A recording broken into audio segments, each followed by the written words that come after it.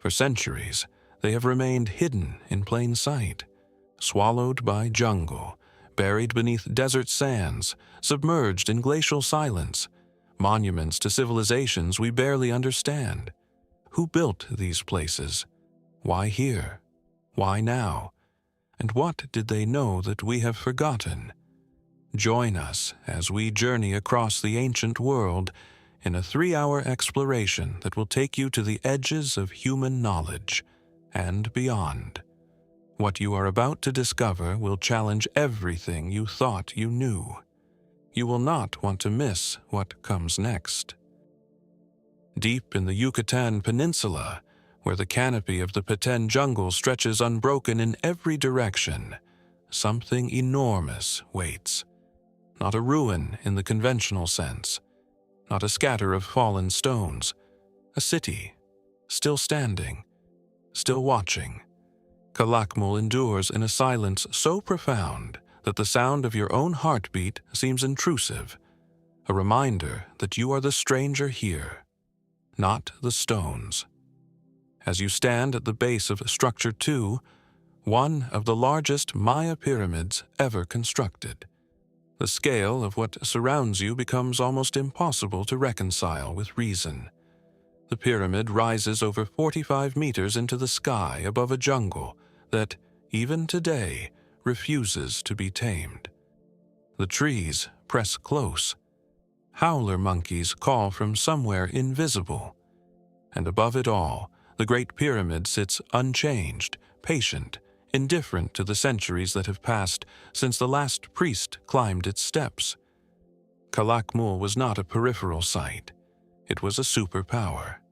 At the height of its influence, between roughly 500 and 800 AD, the city commanded a network of alliances, vassal states, and military campaigns that stretched across the entire Maya lowland world. Archaeologists have identified more carved stone monuments, known as stelae, here than at almost any other Maya site in existence. Over 120 of them, each one a frozen moment of political propaganda, dynastic boast, or ritual declaration. Faces stare out from the stone, eroded but still present, still demanding recognition. The city's name in ancient Maya translates approximately as place of the two adjacent pyramids, a reference to the twin peaks of its great temples that would have been visible above the jungle canopy for many kilometers in every direction. But the rulers of Calakmul gave themselves a far more intimidating title. They were the lords of the Khan dynasty, the Serpent Kingdom. And the serpent head glyph that marked their inscriptions sent a clear message to any who could read it. Here was a power that did not compromise. The rivalry between Calakmul and its great competitor, Tikal, is one of the defining geopolitical sagas of the ancient Maya world. For well over a century, these two superpowers fought, schemed, married into each other's courts, and systematically attempted to destroy one another. Calakmul frequently had the upper hand. In 562 AD, Khan-aligned forces dealt Tikal a catastrophic defeat, triggering what archaeologists now call the Star Wars event, a term borrowed from the Maya glyph used to denote celestial warfare, a conflict so total that Tikal's monuments were smashed, its royal line humiliated, and its population scattered. For over a century, Tikal fell silent. What enabled Calakmul's dominance was not just military strength, but something more subtle and more enduring, a genius for political networking. The Khan kings wove an intricate web of client states across the lowlands, installing loyal rulers, cementing alliances through marriage, and using long-distance trade routes to move jade, obsidian, cacao, and feathers across a world that had no writing system capable of conveying the full complexity of what was being negotiated. The inscriptions we can read are only fragments of a much larger conversation, conducted in gifts and blood and silence.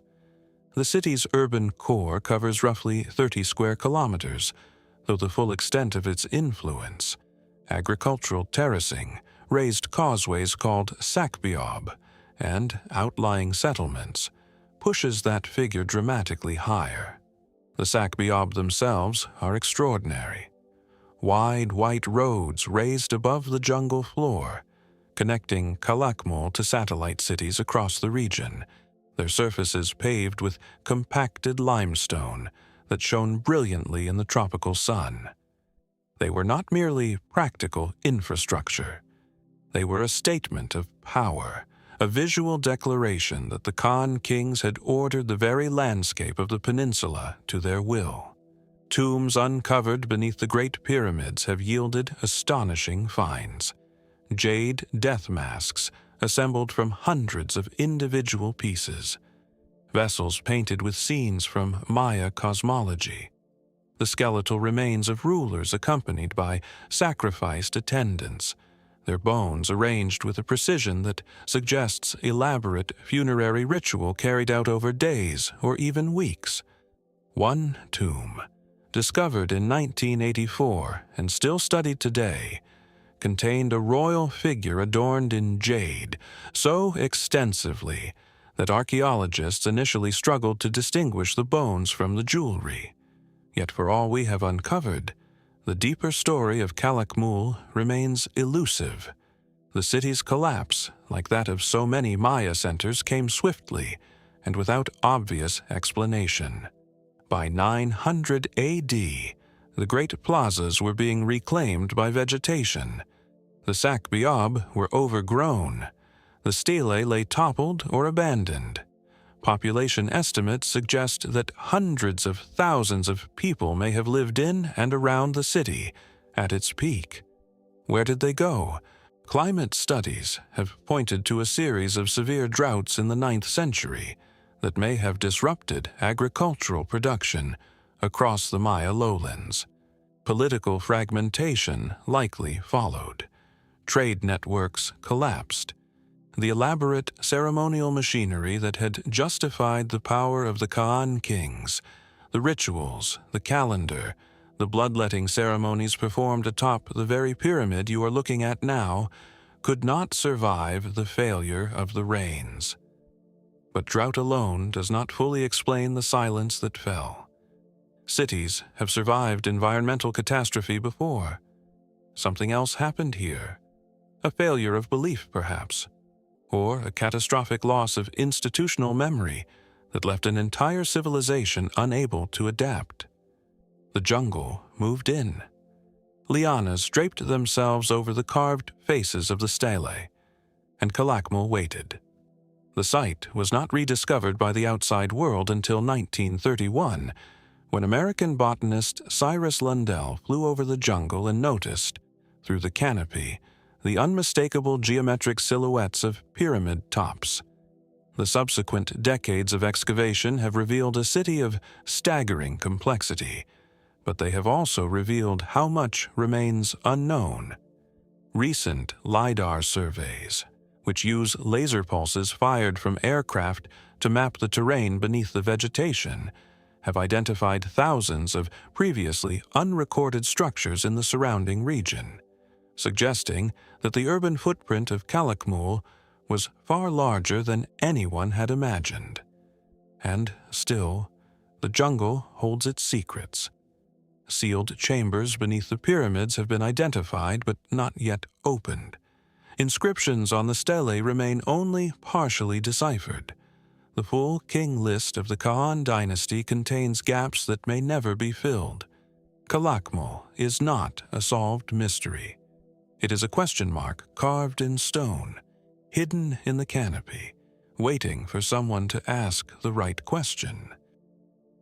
From the emerald depths of the Maya jungle, we travel east and north, across oceans, across millennia, to the edge of a different kind of vastness altogether.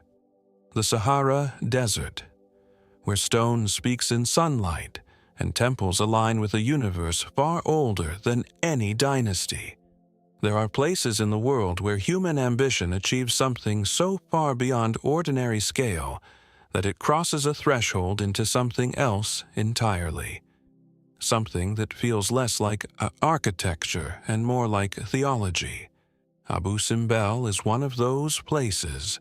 It sits on the west bank of the Nile, in what was ancient Nubia, now the southernmost reaches of Egypt. And from the moment the four colossal seated figures carved into the sandstone cliff come into view, the rational part of the mind simply stops arguing. Each statue of Ramesses II that guards the entrance to the great temple stands over 20 meters tall, 4 of them, cut not from blocks but directly from the living rock of the cliff face, as though the mountain itself had been persuaded to take on the shape of a god-king. Their faces, despite millennia of erosion and one ancient earthquake that shattered the upper body of one figure, retain an expression of absolute calm, the serenity of a being for whom time itself is not a constraint. Ramesses II commissioned Abu Simbel around 1264 BC, during the height of the New Kingdom, when Egypt's empire stretched from the delta of the Nile deep into Nubia and northward into the Levant. The temples were carved to celebrate his victory at the Battle of Kadesh against the Hittites, a conflict that, in historical reality, ended in something closer to a stalemate than a triumph, but which Egyptian propaganda transformed into one of the great victories of all time. The walls inside the great temple are covered in reliefs depicting Ramesses at Kadesh, driving his chariot, loosing arrows, routing the enemy, standing before the gods as their equal. The second temple at the site, slightly smaller but no less extraordinary, was dedicated to the goddess Hathor and to Ramesses' chief wife, Nefertari. Her statues, interspersed with those of the pharaoh, stand at the same scale as his, an almost unprecedented gesture of royal honor. In the world of ancient Egyptian art, queens were almost always depicted at a smaller scale than their husbands, their figures reaching only to the knee of the pharaoh's image. Here, Nefertari stands as tall as a god. The orientation of Abu Simbel is not accidental. Twice a year, on the 22nd of February and the 22nd of October, the rising sun penetrates the full 60-meter length of the temple's interior and illuminates the statues of the 4 deities seated at the far end of the inner sanctuary, Ra-Horakhti, Amun, and Ramesses himself. Only the statue of Ptah, god of darkness and the underworld, remains permanently in shadow. Whether these dates correspond to the birthday and coronation day of Ramesses, as is commonly suggested, or to some other astronomical or ritual significance, remains a matter of scholarly discussion. What is not in question is the extraordinary precision required to achieve this effect, a precision that speaks to an understanding of solar geometry that we are only now beginning to fully appreciate. As you walk into the great temple's interior, moving through the hypostyle hall lined with 8-meter-tall Osireion statues of the pharaoh, the temperature drops and the light dims to a sacred half-darkness. The reliefs on the walls press close, dense with hieroglyphs and imagery, bound prisoners, offering scenes, the pharaoh before the gods, receiving symbols of life and power. Every surface is covered, every inch of the carved sandstone filled with meaning that, even partially deciphered, hints at a world of ritual complexity that we can describe but not truly enter. But the story of Abu Simbel does not end with antiquity. In the 1960s, the construction of the Aswan High Dam threatened to submerge the entire site beneath the rising waters of Lake Nasser. What followed was one of the most extraordinary engineering and preservation projects in human history. Between 1964 and 1968, an international team working under the auspices of UNESCO physically cut the temples into thousands of large blocks, each weighing up to 30 tons, and reassembled them on an artificial hill 65 meters above and 200 meters back from their original position. The interior chambers were reconstructed with such precision that the twice-yearly solar alignment was preserved almost exactly. The operation cost $40 million, involved engineers, archaeologists, and laborers from dozens of countries, and required the construction of an enormous cofferdam to hold back the rising lake while the work proceeded. It is, by any measure, a feat of modern engineering that rivals the original construction in audacity, if not in religious intent. And yet there is something quietly disquieting about it. The temples are not where Ramesses placed them. They have been moved. The relationship between the stone and the landscape, between the carved faces and the Nile, has been subtly altered. Does the solar alignment still mean what it once meant? Has something essential been lost in the translation? The site was unknown to the outside world for centuries, its entrance buried under drifts of sand.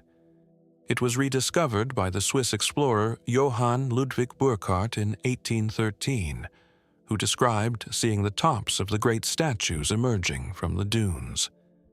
Giovanni Belzoni cleared the entrance the following year and became the first modern person to enter the interior. What he found, the painted reliefs, the sanctuary, the statues, must have been almost impossible to comprehend.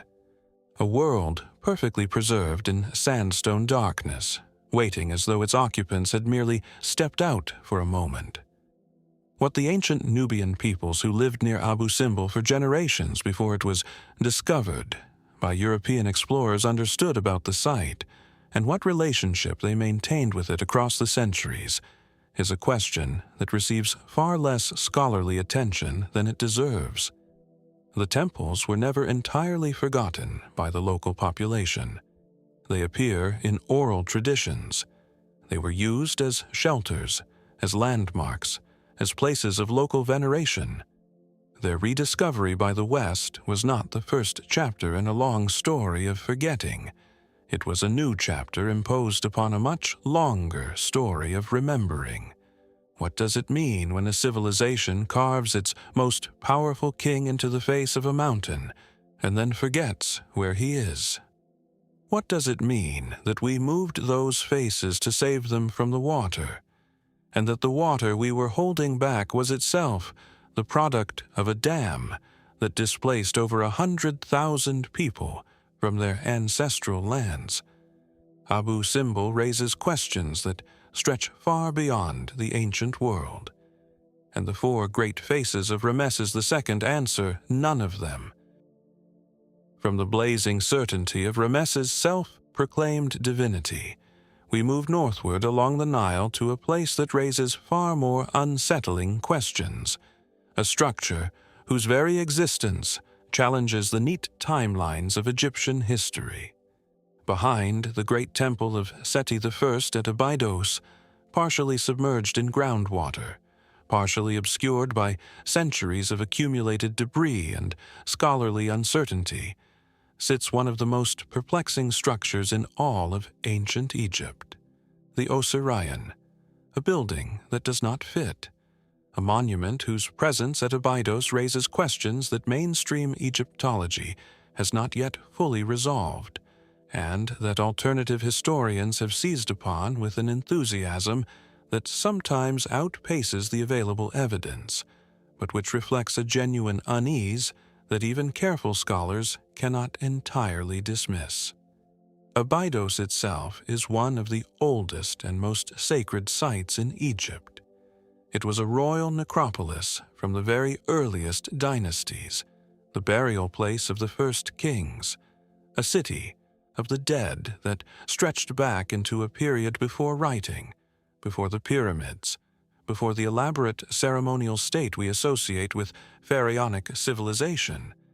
By the time of the New Kingdom, It was the most important religious site in Egypt, the mythological burial place of Osiris, god of the dead and resurrection, and therefore a place of pilgrimage for every Egyptian who could afford the journey. Seti I, who ruled in the early 13th century BC, built a magnificent memorial temple at Abydos, a 7-chapel structure renowned for the quality of its painted reliefs, which are among the finest surviving examples of New Kingdom art. But behind this temple, accessible through a corridor and then a descending passage, lies something entirely different, something much older in appearance, something built to a scale and in a style that seems to belong to a different age altogether. The Osireion is a subterranean megalithic structure built around a central island of stone surrounded by what was once water, a deliberate evocation, scholars believe, of the primordial mound of creation in Egyptian cosmology, the moment before existence took form. The central hall is constructed from enormous granite blocks, some weighing well over 100 tons, fitted together with a precision and a severity that is immediately and viscerally different from the elaborately decorated walls of Seti's temple just a few dozen meters away. As you descend into the Osireion and allow your eyes to adjust to the dim light and the strange geometry of the space, the feeling is difficult to articulate, but impossible to ignore. This place feels old, not merely old in the historical sense, but old in a deeper, more unsettling way. Old in the way that bedrock is old, in the way that the dark between stars is old. The joints between the granite blocks are hairline precise. The scale of the individual stones is almost irrational in its generosity, and the structure has no decorative program, no inscriptions, no reliefs, at least not in the primary architectural fabric. It is austere in a way that sets it sharply apart from virtually everything else in ancient Egypt. The official scholarly position is that the Osireion was built by Seti I as part of his Abydos complex, likely intended as a cenotaph, a symbolic tomb for Osiris, and that its archaic appearance was a deliberate artistic choice, an attempt to evoke the ancient and primordial. This is a reasonable interpretation, and there is textual evidence to support the connection between Seti and Abydos. Inscriptions found in the structure do reference Seti's reign, but the anomalies persist. The architectural style of the Osireion, with its cyclopean masonry and complete absence of the decorative vocabulary that characterized New Kingdom construction, bears a far closer resemblance to the structures of the Old Kingdom, or even earlier, than to anything else from Seti's era. The floor level of the Osireion is dramatically lower than the surrounding terrain, requiring significant excavation, and the structure had to be partially rebuilt or restored even in antiquity, suggesting that it was already old when Seti encountered it.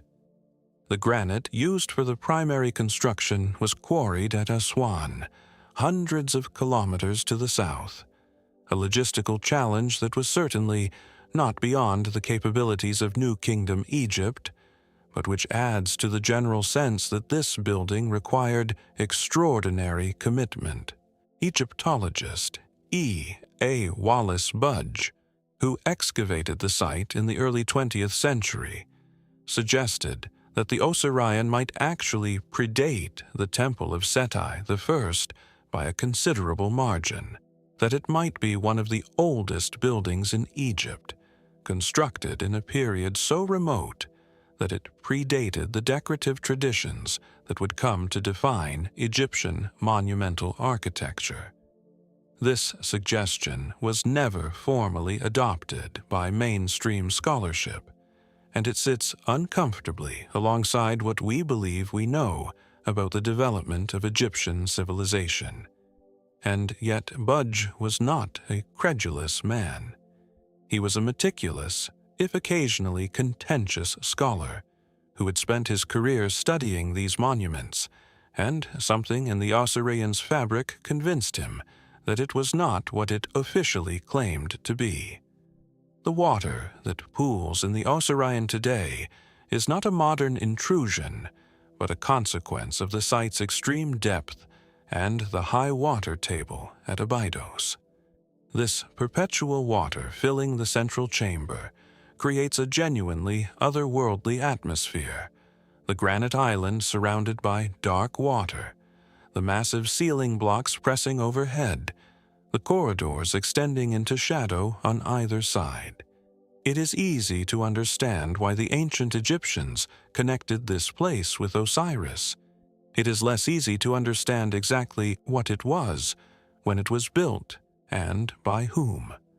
What we do know is that Abydos was a place of layered sacredness, that each generation of Egyptians built upon and around what came before, that the site's sanctity accumulated across millennia in ways that are difficult to unpick.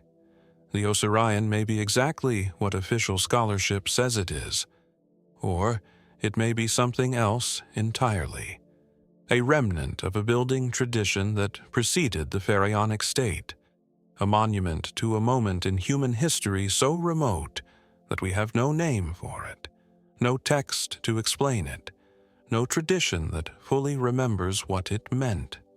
The groundwater rises, the granite does not answer. From the watery depths of Abydos, we remain in Egypt but move northward, toward the ancient necropolis of Saqqara, where a different kind of mystery waits underground, sealed in sarcophagi of impossible weight. Beneath the desert plateau of Saqqara, in a network of tunnels carved from the living bedrock, sit 24 stone boxes. They are not ordinary boxes.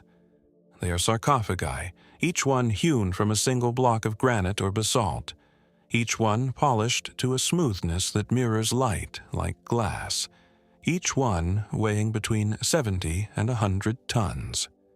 They are sealed, or they were, before they were opened, mostly empty, by the 19th century archaeologists who stumbled upon them. And for every question their discovery has answered, they have raised 10 more. The Serapeum of Saqqara was, according to ancient texts, the burial place of the Apis bulls, sacred animals venerated in ancient Egypt as physical manifestations of the god Ptah, later fused with Osiris to create the composite deity Serapis. The Apis bull was identified by specific markings: a white triangle on the forehead, a crescent moon shape on the flank, a scarab shape under the tongue. When such an animal was found, it was installed with great ceremony in the temple of Ptah at Memphis, attended by priests, worshipped as a living god, and upon its death, mummified and interred in the underground galleries with elaborate funerary rites. A new bull was sought, found, and the cycle began again. The tradition was ancient. Texts describe Apis burials going back to at least the 18th dynasty, around 1400 BC. The main gallery of the Serapeum, however, dates to the reign of Rameses II, when the scale of the enterprise was dramatically expanded. The underground passages, extending for hundreds of meters through the sandstone bedrock, were lined with enormous burial chambers, each designed to receive one of these colossal sarcophagi. The cutting of the tunnels alone represents an engineering achievement of remarkable proportions, carried out with copper tools and human labor in near total darkness. As you walk through the Serapeum today, the torchlight catching the polished surfaces of the great stone boxes, the silence is not merely quiet, it is absolute. A geological silence that seems to predate language. The sarcophagi are overwhelming in person in a way that photographs cannot capture. They are not containers that a person could have placed in a room. They are room-sized objects in themselves, and the question of how they were moved through the tunnels that are only slightly larger than the boxes themselves, is one that has not been satisfactorily answered by conventional engineering analysis. Auguste Mariette, the French archaeologist who rediscovered the Serapeum in 1851, famously described his amazement at finding the tunnels essentially intact after centuries of burial. He found one chamber that still retained the sealed sarcophagus with all funerary equipment in place, jewelry, amulets, papyri, apparently undisturbed since antiquity. The others had been opened and robbed in the distant past, and the mummified bulls themselves were gone. What remained were the boxes, these extraordinary stone vessels that had been manufactured, transported, and placed underground with a level of technical skill that still invites scrutiny. The polishing of the interior surfaces of these sarcophagi has attracted particular attention from researchers interested in ancient technology. The flatness and smoothness achieved is measurable and remarkable, tolerances that approach those achievable by modern precision grinding. The corners and edges of the interior are crisp and sharp in a way that should, in theory, require sustained abrasive pressure from tools capable of reaching into 90-degree angles. How this was accomplished with the tools available in ancient Egypt, copper saws, dolerite pounders, sand abrasive, is a question that has not been resolved to the satisfaction of everyone who has studied it closely. The religious significance of the Apis bulls is well documented. They represented the living power of creation, the fertile force of the Nile, the connection between the mortal world and the divine. Their deaths were occasions of national mourning. New Kingdom inscriptions describe the grief of the pharaoh at the loss of an Apis bull in terms that go well beyond the formulaic. These animals were not merely symbols. They were, within the religious framework of ancient Egypt, genuine divine presences, and their burial required not merely reverence, but extraordinary material investment.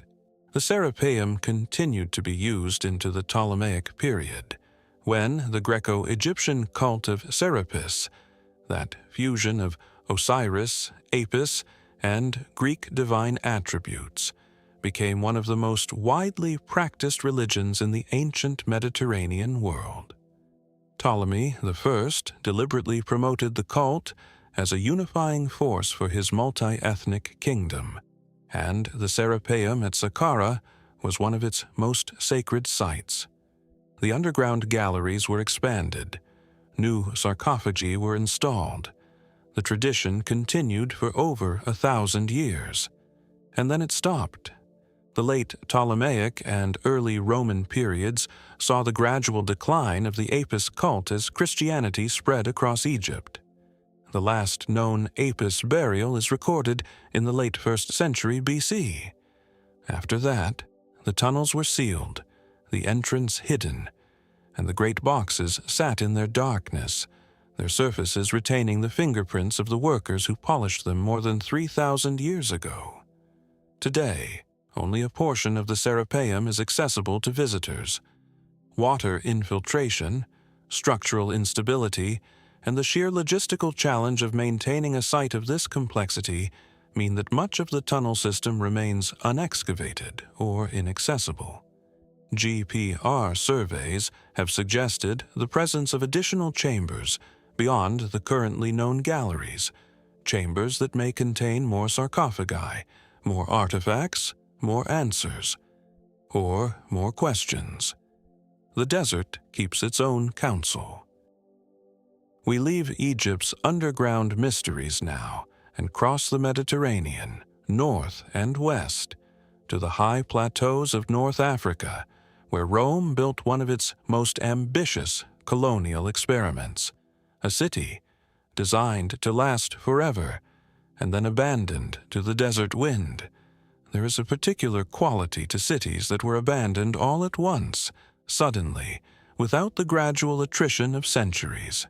Cities where the streets are still there, the forum still intact, the arches still standing, the geometry still legible. Timgad has this quality. High on the Ore Plateau in what is now northeastern Algeria, at an elevation of over 1,000 meters above sea level, where winters are genuinely harsh and the landscape is swept by winds that carry the dust of the Sahara, the Roman colonial city of Thamugadi, known today as Timgad, sits exposed, preserved, and deeply strange. It was founded in approximately 100 AD by the Emperor Trajan as a colony for veteran legionaries of the Third Augustan Legion. The soldiers who received land grants here were men who had given decades of their lives to the Roman army in Africa, fighting the Garamantes and other Saharan peoples in campaigns that pushed Rome's African frontier ever southward. Timgad was their reward, a real Roman city built on a standard military grid plan, complete with forum, curia, basilica, temples, baths, theater, and a library. The only complete Roman library still surviving anywhere in the world. As you walk the broad Cardo Maximus, the main north-south street of Timgad, the sensation is of walking into a model rather than a ruin. The paving stones beneath your feet are original, worn smooth by 2,000 years of time, but still level, still laid in the precise geometric patterns of Roman civic engineering. The stepping stones placed at crossings, raised platforms that allowed pedestrians to cross the street without stepping into the drainage channel, are still in place, still usable. Wheel ruts worn into the stone by centuries of cart traffic are still visible, intimate evidence of the daily rhythms of a city that once held perhaps 15,000 inhabitants. The Forum of Timgad is surrounded by the remnants of colonnaded porticos, their columns truncated, but their proportions still evident, their arrangement still conveying the sense of civic ceremony that was the Roman Forum's entire purpose. This was where contracts were made and broken, where cases were argued before local magistrates, where the social hierarchy of the colony was made visible in the arrangement of space. Who sat where, who stood where, who had the right to be present at all. Roman public space was never neutral. It was charged with meaning, with status, with the careful management of who belonged. The theater of Timgad holds 3,500 people.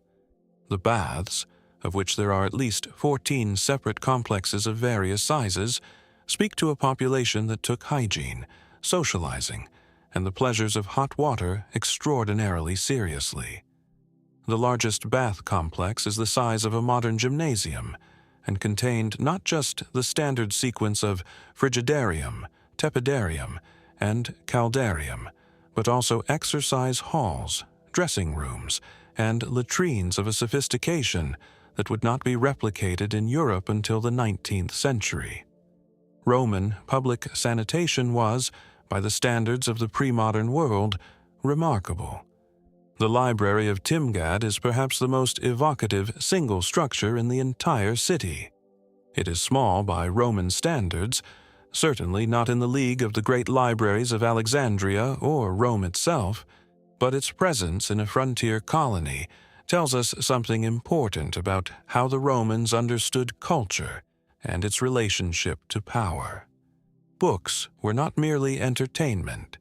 They were evidence of civilization, markers of Romanness, tools of the civilizing mission that Roman colonialism perpetually proclaimed as its justification. That soldiers who had spent their careers fighting in the Saharan heat should retire to a city with a public library says something profound about what Rome thought it was doing in Africa. Timgad expanded dramatically beyond its original grid plan in the 2nd and 3rd centuries, with temples, churches, and domestic buildings spreading well beyond the neat military geometry of the founding layout. The city grew wealthy. It grew complex. It grew politically sophisticated enough to produce a bishop of some renown. The site of the Donatist controversy, which tore North African Christianity apart in the 4th and 5th centuries, was here, in this small city on the plateau, and the theological arguments that echoed through its streets shaped the development of Christian doctrine in ways whose influence stretched across millennia. And then came the Vandals. In the 5th century A.D., the Vandal kingdom swept across North Africa, sacking Carthage and systematically dismantling the structures of Roman provincial administration. Timgad survived, after a fashion, into the Byzantine period, when it was reoccupied and partially rebuilt. But the city's coherence, the civic identity that had made it a functioning Roman community, was gone. By the 7th century, following the Arab conquest of North Africa, Timgad was abandoned entirely. The Saharan desert, pushed back by Roman agriculture for centuries, slowly began its advance. Sand drifted across the forum, the streets filled, the arches were buried to their haunches. When the French archaeologist Robert de la Blanchère began excavating Timgad in 1880, he found a city preserved beneath the sand in extraordinary condition, better preserved, in many respects, than comparable sites in Italy or Greece that had been continuously occupied, looted, and built over. The desert had been a paradoxical preservative. What had destroyed the community had saved the architecture. Today, Timgad is a UNESCO World Heritage Site and one of the best preserved Roman colonial cities anywhere in the world. And yet, it raises questions that the simply extraordinary quality of its preservation does not answer. What happened to the 15,000 people who lived here? Where did they go when the city was abandoned? What became of the traditions, the institutions, the libraries, the bath culture that Rome had so carefully transplanted to this high plateau? The stepping stones across the drainage channels are still there, still usable. The wheel ruts are still there, but the wheels have been still for 1,500 years. From the ordered grids of Rome's African ambition, we leap enormous distances of time and space, backward by over 1,000 years, and northward to the extreme margins of the ancient world, to the wild islands of northern Scotland, where a different civilization built in stone for reasons we are only beginning to understand. Before Stonehenge, the phrase carries weight.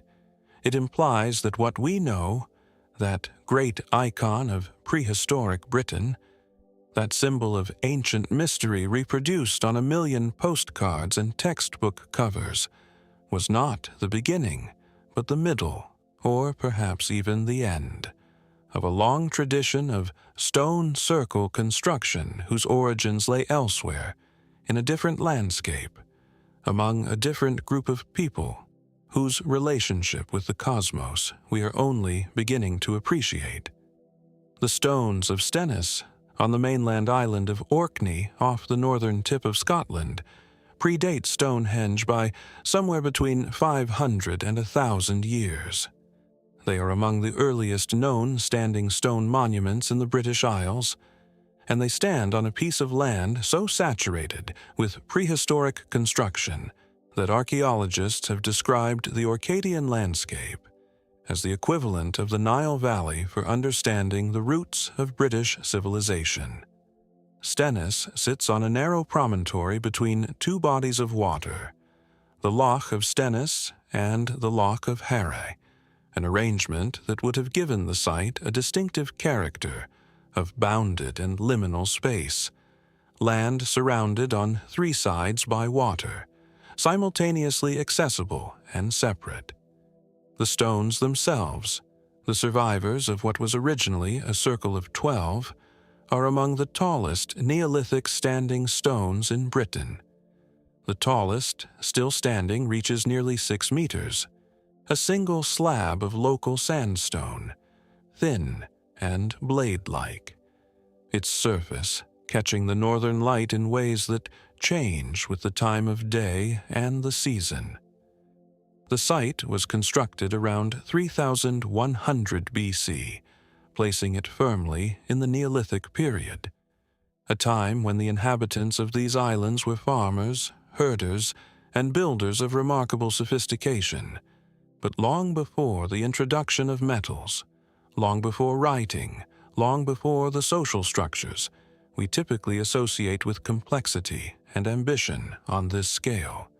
The people who raised these stones did not have draft animals to assist in their transport. They did not have metal tools to cut and shape the sandstone. They had human muscle, rope, wooden levers, ingenuity, and a shared purpose that must have been powerful enough to sustain the effort across years or decades of construction. As you stand within the circle of Stenness on a clear winter's day, the light low and horizontal, the locks bright around you, the horizon wide in every direction, the scale of what was accomplished here gradually settles into comprehension. The ditch that originally surrounded the circle was cut through solid bedrock to a depth of over 2 meters and a width of nearly 7 meters, a task accomplished entirely with stone and antler tools, one pickaxe stroke at a time. The effort implied is staggering, and it was expended not for shelter, not for food, not for physical survival of any conventional kind, but for something else, something to do with meaning, with the cosmos, with the passage of time and the need to mark it in stone. The orientation of Stenness has been analyzed repeatedly and continues to generate debate. The stones appear to be aligned to the movements of the moon and sun in ways that would have made the site a functioning astronomical calendar, or at least a monument that engaged deliberately with the rhythms of the sky. Whether this reflects an advanced understanding of celestial mechanics, a more intuitive attunement to the seasonal cycle, or simply the inevitable result of people building carefully observed structures in a landscape where the sun and moon are dramatically visible, is not entirely clear. But the sophistication of the alignment is difficult to dismiss as coincidental. The broader landscape of Orkney enriches the mystery immeasurably. Within walking distance of Stenness lies the ring of Brodgar, a larger circle of 60 standing stones. Nearby lies Maeshoa, a passage tomb of extraordinary precision, its entrance aligned with the midwinter solstice sunset, so that on the shortest days of the year, light penetrates the full length of the passage and illuminates the interior chamber for a few precious minutes. And at Skara Brae, a few kilometers to the west, the remains of a Neolithic village, buried and preserved beneath sand dunes, reveal houses so complete, with stone furniture, stone beds, stone storage shelves still in place, that the impression is of a community that simply walked out one day and did not return. These sites are not independent constructions. They are part of a coherent cultural landscape, built and used by communities that clearly understood themselves as participating in a shared tradition. Artifacts found at Stenness and nearby sites suggest connections with communities far to the south. Distinctive pottery styles that appear at Stenness also appear at sites in southern England and Ireland, implying a degree of long-distance cultural exchange across the British Isles that challenges the image of isolated Neolithic communities struggling for survival on the Atlantic fringe. But who, specifically, were these people? What language did they speak? What stories did they tell about the stones they raised? What happened when someone died? And what did they believe came after? The archaeology can recover objects, structures, physical remains. It cannot recover voices. The stones of Stenness stand in their silence, as they have stood for 5,000 years, and they do not explain themselves. They simply endure, these 6-meter blades of sandstone, rising from the promontory between the locks, pointing at a sky that has seen everything and remembers nothing.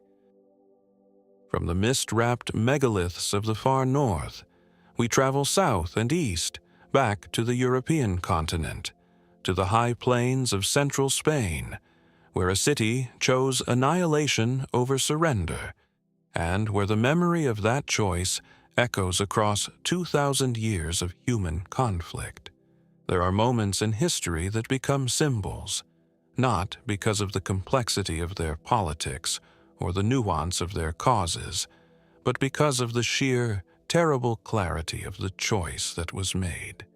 Numantia is one of those moments, a small Celtiberian hill town in the high plains of what is now the province of Soria in central Spain. Numantia withstood the military might of Rome for 20 years before. In 133 BC, its people collectively chose death over slavery. The choice reverberated through the ancient world and has echoed through Spanish cultural memory ever since. The Celtiberians were a mixed culture, Celtic-speaking peoples who had settled the Iberian Peninsula and mixed with its indigenous inhabitants over several centuries, creating a distinctive material culture and a fierce warrior tradition. They were not, by any account, a passive people.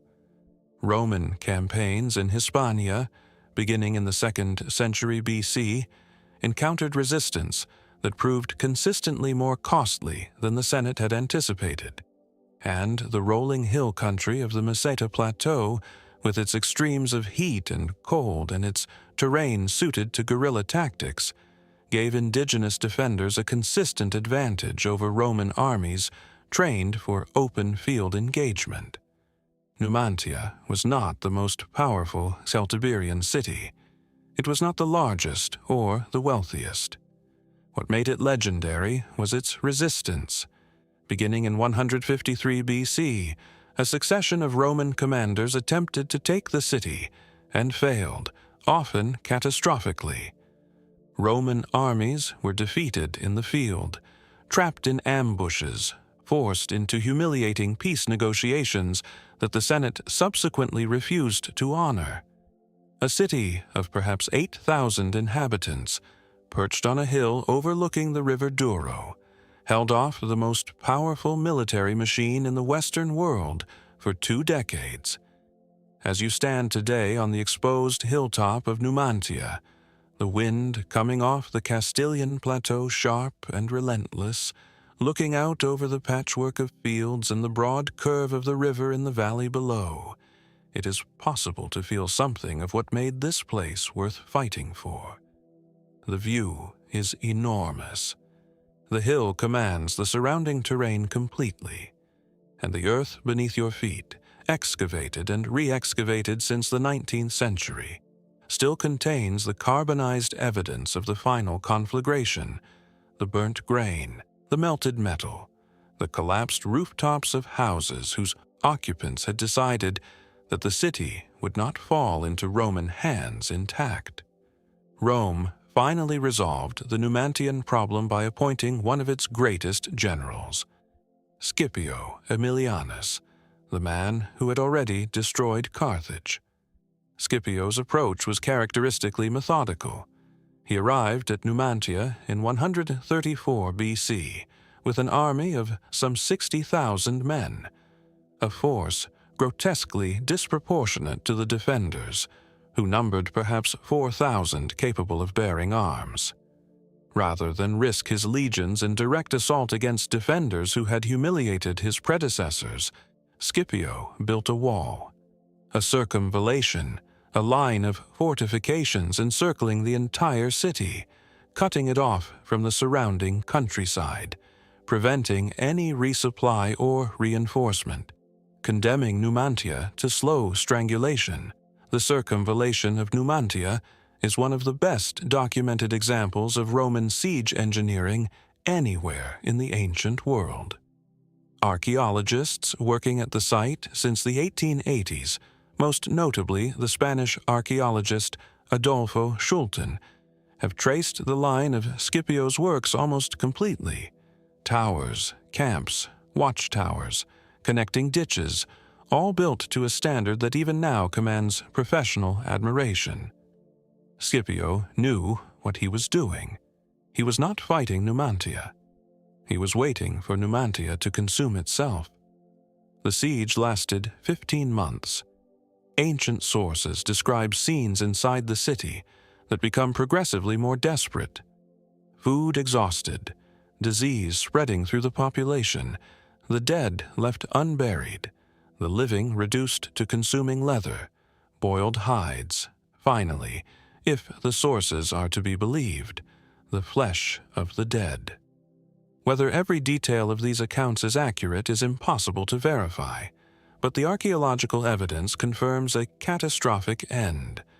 The destruction layer at Numantia is extensive and consistent, suggesting that the city was indeed destroyed by fire, and that this destruction was deliberately set by its own inhabitants.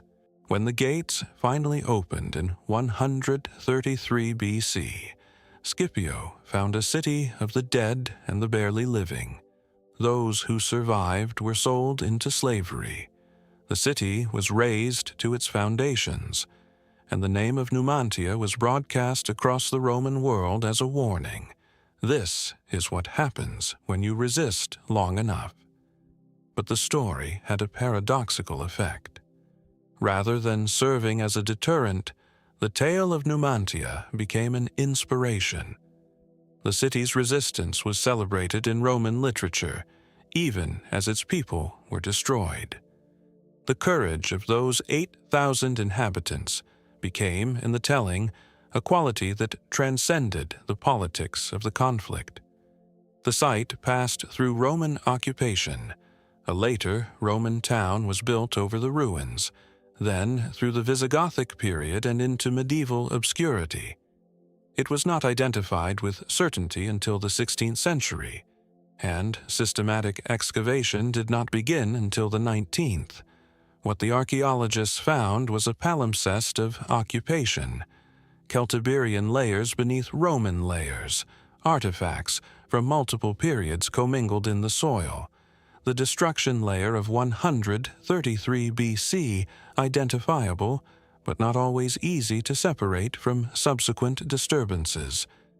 What remains today, on the windswept hilltop, is a partial reconstruction of Celtiberian streetscapes, the exposed foundations of houses, and the extraordinary viewscape that made the hill worth defending in the first place.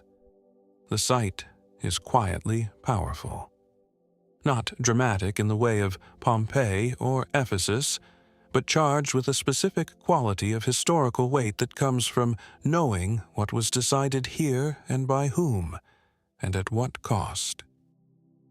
Leaving the high plains of Castile, we travel south and west, to the rocky landscapes of the western Mediterranean, to an island in the Tyrrhenian Sea that bears witness to a prehistoric culture so enigmatic that even the term culture barely captures its strangeness. Corsica is a mountain rising from the Mediterranean, an island of granite and maquis scrubland, of dramatic gorges and ancient chestnut forests, of villages perched on cliff edges and roads that cling to the sides of mountains above dizzying drops to the sea below. It is also an island with a prehistoric past of striking complexity, a landscape dotted with megalithic monuments whose full significance has never been entirely explained and whose most compelling representatives are gathered in a single site in the south of the island, Filitosa. The statues of Filitosa are known as menhirs anthropomorphous, anthropomorphic menhirs, standing stones carved with human features, and they represent one of the most distinctive and perplexing traditions in European prehistory. Filitosa contains over 70 of them, ranging from simple worked stones with the faintest suggestion of a face to elaborately carved figures bearing detailed representations of weapons, armor, and human anatomy. They stand or lie or protrude from the walls of ancient structures, their carved faces weathered but still expressive, their meaning completely opaque.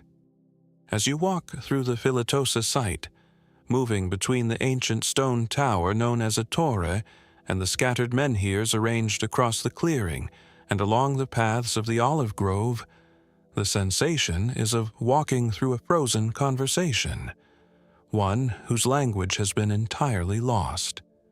The faces that look out from the carved stones are not generic. They are specific, individual.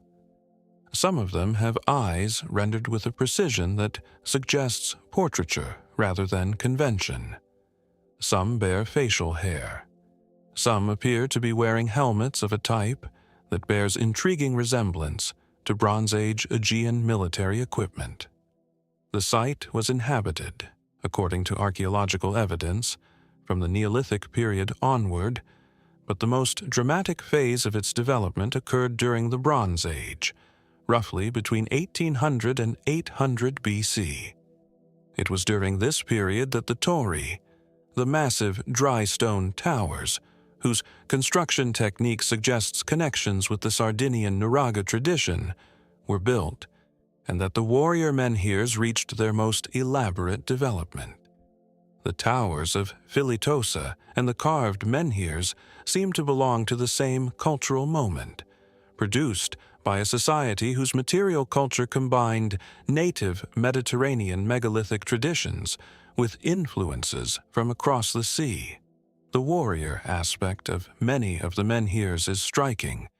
They bear representations of swords and daggers with distinctive T-shaped handles that archaeologists have linked to types used in the Aegean and Italian Bronze Age worlds. Some figures appear to be wearing body armor, a detail that, if correctly interpreted, would imply connections with the late Bronze Age martial culture of the Eastern Mediterranean, the world of the Mycenaeans and their contemporaries. Whether this represents direct contact, trade-mediated influence, or the independent development of similar military technology is a question that has not been resolved. The site was excavated from the 1950s onward by the archaeologist Roger Grosjean, who became its greatest interpreter and its most enthusiastic advocate. Grosjean proposed a dramatic theory that the warrior menhirs represented a specific group of invaders or settlers who arrived in Corsica during the Late Bronze Age, possibly connected with the mysterious sea peoples who disrupted the Eastern Mediterranean world around 1200 BC, and whose encounter with the indigenous megalith-building population of the island left its mark in both the carved stones and the architectural traditions of the Tori. This theory was controversial when Grosjean proposed it, and remains so today. What makes Filitosa particularly compelling is not just the carved stones, but the evidence of what happened to them.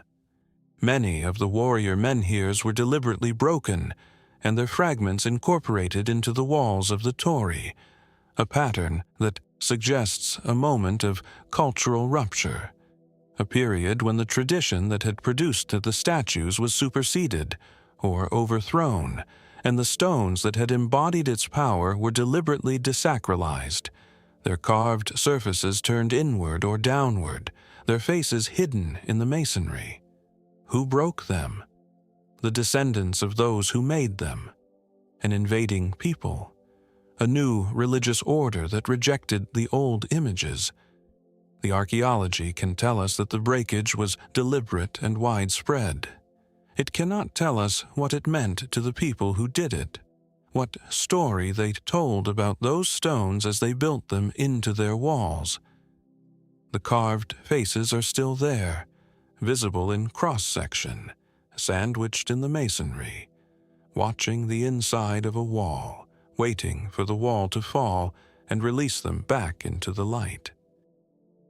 From the warrior stones of Corsica, we cross to the European mainland and travel northward into the heart of ancient Gaul, where a hill fortress once stood as the capital of a Celtic civilization that has shaped the identity of France itself. On the summit of Mont Beuvray in the Morvan Hills of Burgundy, at an elevation of 820 meters above sea level, the wind carries the smell of old forests and the faint sense of something immense that once happened here and has not entirely departed. Bibracte, the capital of the Aedui, one of the most powerful Gallic tribes of the late Iron Age, and the place where, in 52 BC, a young warrior named Vercingetorix persuaded the fractious chieftains of Gaul to unite, however briefly, however tragically, in resistance to Roman conquest. The Aedui were unusual among Gallic tribes in their relationship with Rome. For over a century before the Gallic Wars, they had maintained a treaty of friendship with the Republic, and this relationship gave them a privileged position in the complex political geography of pre-Roman Gaul.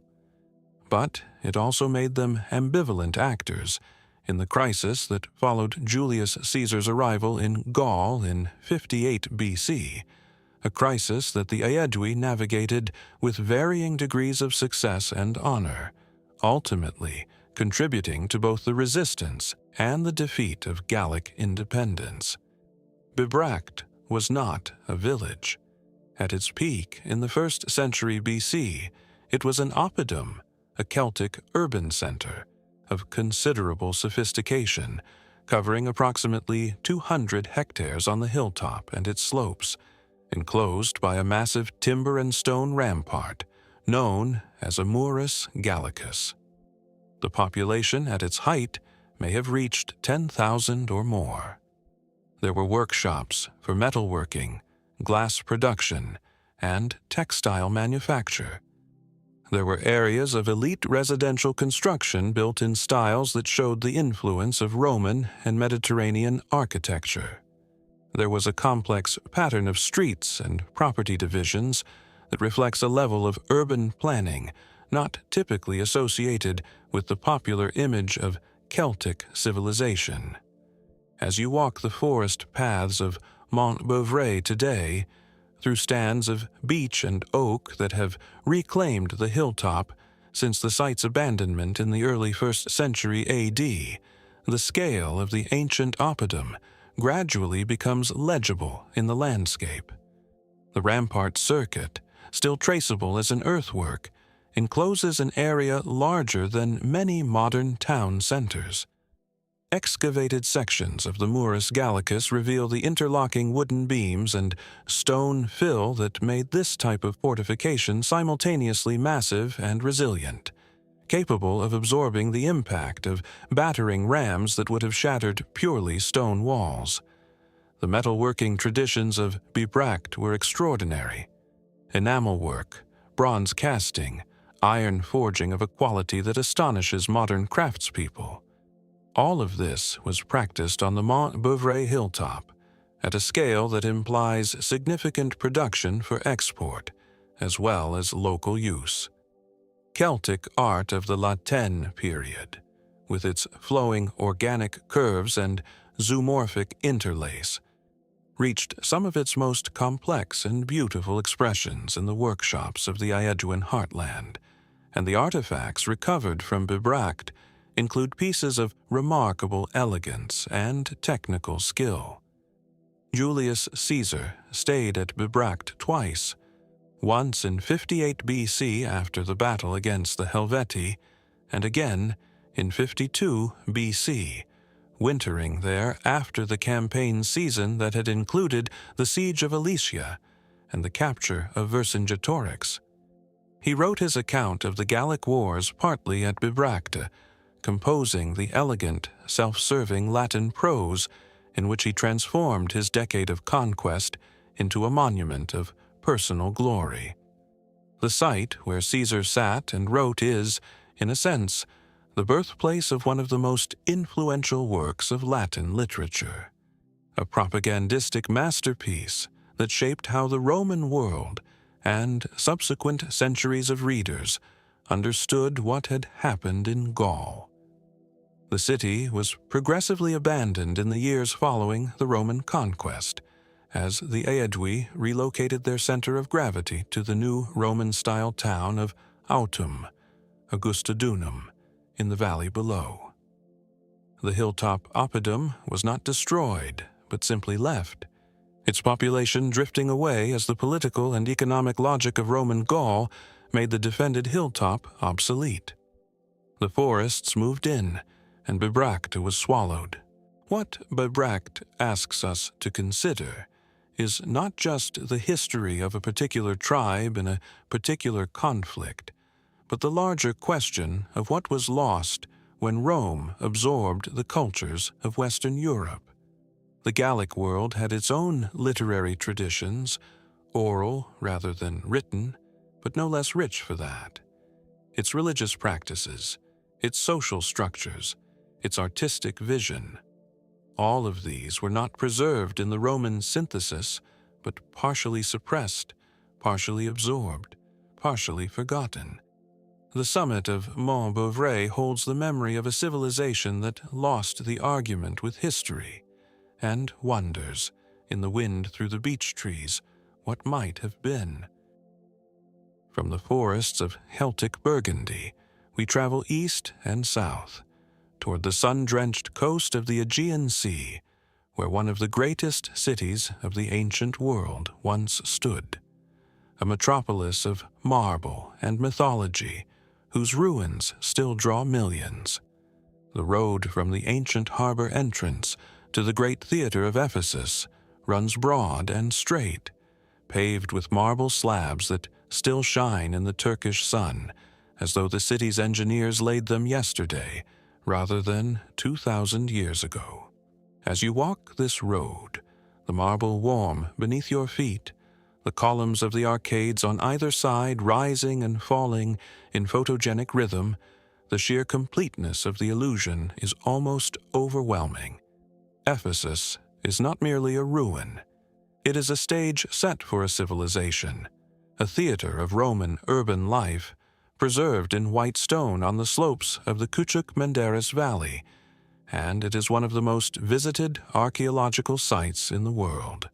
But Ephesus is older than Rome, far older. The history of continuous settlement here reaches back to at least the 11th century BC, when Ionian Greeks arrived on the Aegean coast of Anatolia and established the city that would grow, over the following centuries, into one of the most important commercial and religious centers of the ancient world. By the Hellenistic period, it was a major metropolis. Under Roman administration, it became the capital of the province of Asia, a city of perhaps 250,000 inhabitants, the largest city in the eastern Mediterranean after Alexandria, a place of bewildering cultural complexity, where Greek, Roman, Jewish, and eventually Christian communities lived in the productive and sometimes violent friction that characterized the great cities of the ancient world. The Temple of Artemis, one of the 7 wonders of the ancient world, was located at Ephesus. Nothing of it survives, except a single reconstructed column standing alone in a field outside the modern city, and the marshy ground around it gives only the faintest suggestion of the platform on which the great temple stood. But at its peak, the temple was larger than the Parthenon, 115 meters long, over 55 meters wide, with 127 columns reaching 18 meters into the sky. It was burned down by a man named Herostratus in 356 BC, who, according to the ancient sources, sought immortality through the destruction of something beautiful. He got what he wanted. The temple was rebuilt, even more magnificently, and stood until its final destruction in the late 4th century AD, when a Christian mob tore it down under the approval of the recently Christianized Roman state. The Library of Celsus, whose reconstructed facade is one of the most photographed images in Turkey, was built in the 2nd century AD as a tomb and monument to the Roman governor Titus Julius Celsus Ptolemaios by his son. Its 2-story facade, with its elegant interlocking columns and niched statues representing the virtues of wisdom, knowledge, intelligence, and excellence, was designed to be seen at a distance and close up simultaneously. The columns of the upper story are shorter than those of the lower, creating an optical illusion of equal height when viewed from the street below. The library once held 12,000 scrolls. Today, its shelves are empty, its interior open to the sky. But the facade stands complete enough to convey the ambition of its builders. As you stand before the Library of Celsus at dusk, when the last tour groups have departed and the marble catches the last horizontal light, the city around you falls quiet in a way that allows its real scale to register. The theater visible at the end of the marble road holds 25,000 people. The gymnasium complexes cover areas equivalent to modern city blocks. The private houses on the hillside, known as the terrace houses, currently under protective roof structures and accessible only to those willing to pay an additional entrance fee, preserve extraordinarily intact wall paintings, mosaic floors, and architectural features that give an intimate sense of how the city's elite actually lived, the kinds of wealth and aesthetic sophistication they took for granted. The Christian connections of Ephesus add another layer of historical density. The Apostle Paul spent several years in the city, preaching in its synagogues and streets, and the riot of the silversmiths described in the Acts of the Apostles, in which craftsmen who made miniature shrines of Artemis organized a protest against Paul's missionary activity in defense of their livelihoods, is one of the few events in early Christian history that has been confirmed by independent archaeological and historical evidence.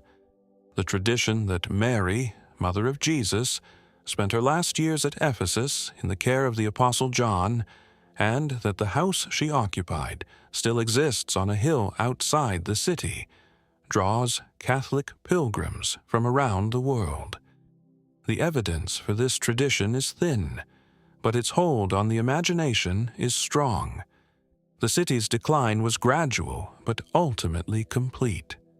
The harbor, which had made Ephesus one of the great trading cities of the ancient world, silted up, a process that Roman engineers fought for centuries with drainage canals and dredging operations, but ultimately could not defeat. As the harbor became unusable, the city's commercial raison d'etre collapsed, population declined, buildings fell into disrepair. By the Byzantine period, Ephesus was a shadow of its former self, and by the medieval era, the great marble city was buried under alluvium and forgotten. What lies beneath the current excavations at Ephesus is a question that grows more interesting with each season of fieldwork. Recent survey work has suggested that large sections of the ancient city remain unexcavated, buried streets, unexcavated insulae, potentially intact deposits from the pre-Roman and early Hellenistic phases of the city's life. The site currently visible to visitors represents perhaps a fraction of what awaits discovery. And beneath even the earliest Greek layers, Hittite period occupation has been identified, pushing the history of settlement at this location back well beyond the first millennium BC.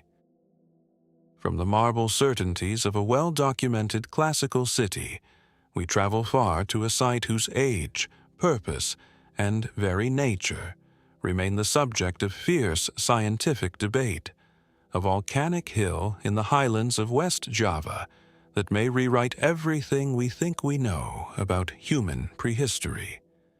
There is a hill in the West Java highlands of Indonesia, known locally as Gunung Padang, the Mountain of Light, that has been a place of reverence and ceremony for as long as living memory extends. It rises from the surrounding tea plantations and rice paddies with an unusually regular profile, its terraced slopes culminating in a summit covered with ancient stone columns arranged in deliberate patterns. Pilgrims visit it. Prayers are offered. The local Sundanese population regards it as sacred in ways that reach back beyond any written record, a continuity of veneration so old that its origins have simply merged into the landscape. For most of the 20th century, Gunung Padang was understood as a Neolithic ritual site. The stone columns on its summit interpreted as megalithic constructions built in the 1st or 2nd millennium BC, significant in local terms but not exceptional by regional standards. Indonesia has thousands of megalithic sites. The island archipelago has a rich and still not fully understood tradition of megalith construction that extends from prehistoric times to the ethnographic present, with some communities continuing to erect standing stones into the 20th century. Gunung Padang seemed to fit, if at the larger end of the scale. Then, in 2011, a team of Indonesian geologists began a more systematic investigation of the hill, using core drilling, ground-penetrating radar, and electrical resistivity surveys to understand what lay beneath the visible surface. What they found, or believe they found, has generated one of the most contentious debates in contemporary archaeology. The surveys indicated that the hill is not entirely natural. Beneath the visible megalithic surface, the geophysical data suggests the presence of artificial structures extending deep into the hillside, potentially multiple construction phases, the deepest of which may extend 27 meters below the summit surface. The published findings of this research team, led by geologist Danny Hillman Natawijaja, claim that radiocarbon dating of organic material from the core samples indicates construction activity at the deepest layers as early as 20,000 to 25,000 years BC, placing the proposed buried structures in the last ice age, tens of thousands of years before the accepted timeline for complex human construction anywhere in the world. If correct, this would be the most profound archaeological discovery ever made, overturning not merely the conventional history of Southeast Asia, but the entire accepted narrative of human civilization. The response from the international archaeological community has ranged from skeptical to openly dismissive.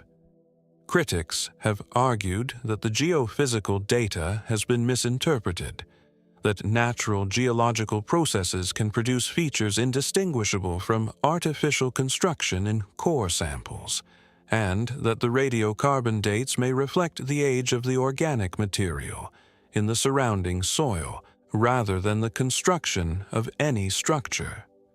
The methodology of the survey has been questioned. The peer review process for the published findings has been contested, and the emotional and nationalist dimensions of the debate, the obvious appeal of Indonesia possessing a site that would make it the cradle of human civilization, have been noted with varying degrees of delicacy. As you climb the stepped terraces of Gunung Padang, the stone columns arranged around you in patterns that feel deliberate without being entirely legible. the mist of the Java highlands drifting across the landscape below, the controversy takes on a different quality. There is undeniably something here. The visible surface construction is real and significant.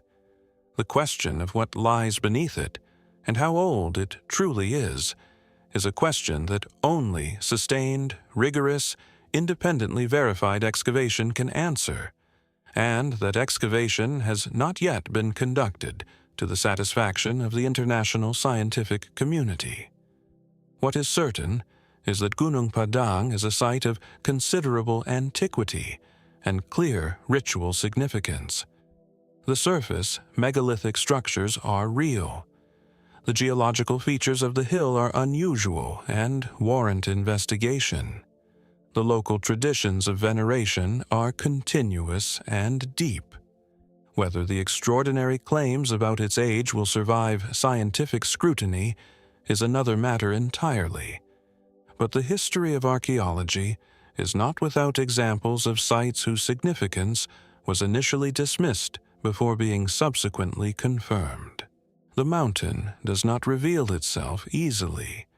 Its layers, natural and artificial, ancient and more ancient, are interleaved in ways that challenge the standard tools of archaeological analysis. And at its base, where the pilgrims light incense and offer flowers, and speak prayers whose words have worn smooth with repetition, the mountain receives all of it with the same inscrutability it has maintained for as long as human memory runs. Whatever it is, whatever age it carries, whatever purpose it once served or still serves in the dreams of the people who have never stopped climbing its slopes. From the contested depths of a volcanic hill, we travel northwest to the roof of the Himalayas, to a frozen lake at altitude where death arrived for hundreds of people in a moment that science is still struggling to explain. At an altitude of 5,029 meters above sea level, in the Chamoli district of the Indian state of Uttarakhand, there is a glacial lake so remote that it receives visitors only in the brief window between the end of the monsoon and the arrival of winter snows. For most of the year, Roopkund is locked in ice, invisible, inaccessible, silenced by altitude and cold. But when the summer thaw briefly melts the ice at the edges of the lake, the bed of the lake and the rocky slopes surrounding it reveal their secret. The scattered skeletal remains of approximately 800 human beings, preserved by the cold for centuries, their bones emerging from the ice with an intimacy that suggests they might simply have lain down to sleep. The first modern report of Roopkund's skeletal population came in 1942, when a British forest ranger named H.K. Madhwal encountered the lake during a survey. His report to the British authorities triggered immediate speculation. Were these the remains of Japanese soldiers attempting to infiltrate India through the Himalayas? Archaeologists were dispatched to investigate and quickly determined that the skeletons were far older than any 20th century event could explain. But older by how much, and who these people were, and what killed them, remained entirely unclear. As you approach Roopkund today, climbing the final steep section of trail above the tree line, the landscape becomes simultaneously more beautiful and more austere. The peaks of the Trishul Massif rising above you, the glacial moraine under your feet, the thin air making every step a conscious decision. When the lake finally comes into view, the combination of its extraordinary setting and the knowledge of what lies within it creates a sensation that is difficult to characterize. Not fear exactly, not awe exactly, something in between. The specific disquiet of a place where the dead have been kept by cold rather than buried by intention, where the boundary between the living world and something else feels genuinely thin. For decades, The prevailing explanation for the Roopkund deaths was a single catastrophic event. A sudden hailstorm, perhaps, or an avalanche, or some other natural disaster that killed a large group of pilgrims or soldiers on a single terrible day. The skeletons showed signs of blunt force trauma to the skull, consistent with being struck by large rounded objects falling from above, which supported the hailstorm hypothesis. An event of violent weather at this altitude, with hailstones large enough to kill, is not only plausible, but historically documented in the region. Then, DNA analysis changed the story completely. In 2019, a comprehensive genomic study of skeletal material from Roopkund published in the journal Nature Communications produced results that nobody had anticipated. The 800 individuals at the site were not a single homogeneous group. They were at least two genetically distinct populations, and they had not died in the same event. One group, comprising the majority of the remains, was of South Asian ancestry, consistent with the Himalayan region. A second group, comprising somewhere between 15 and 20 individuals, had genetic signatures most closely matching populations from the Eastern Mediterranean, specifically Crete and Greece. The Mediterranean individuals were dated to a period between roughly 800 and 1000 AD, significantly later than the South Asian group. They were found on the same slopes around the same lake, apparently having died in similar circumstances. But they were genetically, culturally, and temporally distinct.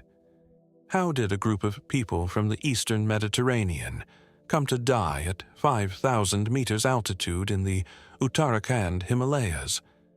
Were they pilgrims who had traveled the Silk Road and converted to Hinduism? Merchants? Soldiers? How did they reach this altitude? Why were they here? The researchers who conducted the study were careful to describe the findings as deeply puzzling and to avoid over-claiming.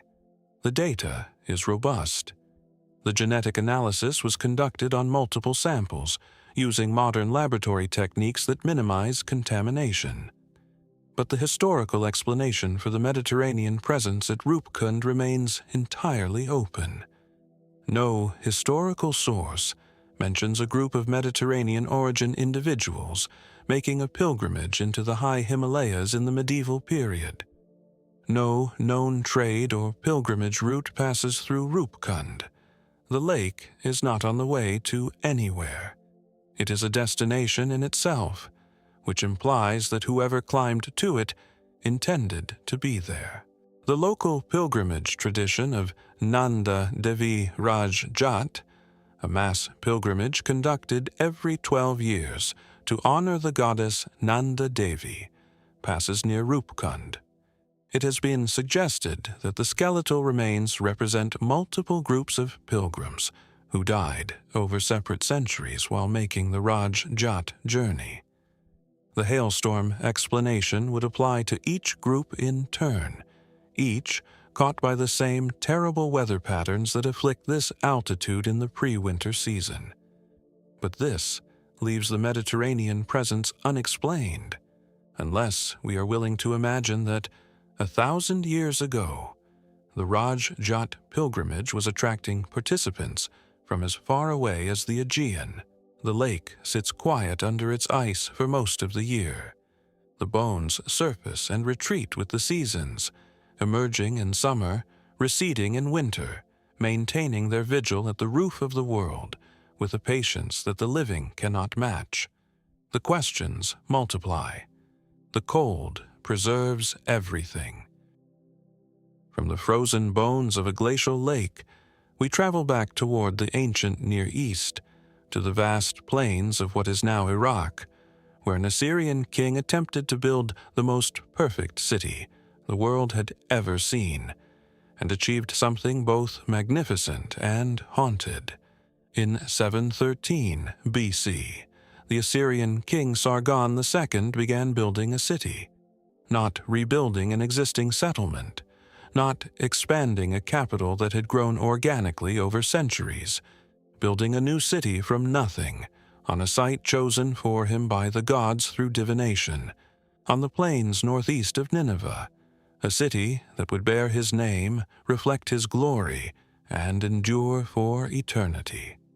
Dur-Sharrukin, the Fortress of Sargon. It is one of the most ambitious urban projects of the ancient world, and one of the most poignant, because Sargon II died in battle before his city was complete, and his successor, Sennacherib, abandoned it immediately, moving the capital to Nineveh and leaving Dur-Sharrukin to be swallowed by the Mesopotamian plain. The city was conceived on a scale that reflected the enormous power of the Neo-Assyrian Empire at its height. Sargon II was one of the great conquerors of the ancient world, a ruler who destroyed the northern kingdom of Palestine and deported its population, who campaigned from Egypt to the Iranian plateau, who administered an empire stretching from the Persian Gulf to the borders of Anatolia.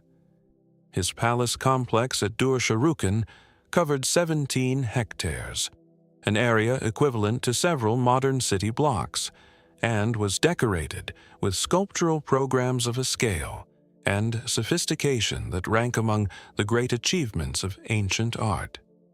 The palace walls were lined with carved stone reliefs depicting the king's military campaigns, the siege of cities, the deportation of conquered peoples, the tribute processions of subject nations. These reliefs, discovered by the French archaeologist Paul-Émile Botta in the 1840s, were the first Assyrian relief sculptures to be brought to widespread Western attention, and their impact on the European imagination was immediate and profound. The lamassu, the enormous composite figures of human-headed winged bulls that guarded the palace gateways, each one weighing tens of tons, became icons of ancient power, their calm, five-legged forms combining heraldic frontality with naturalistic profile in a way that continues to command aesthetic respect.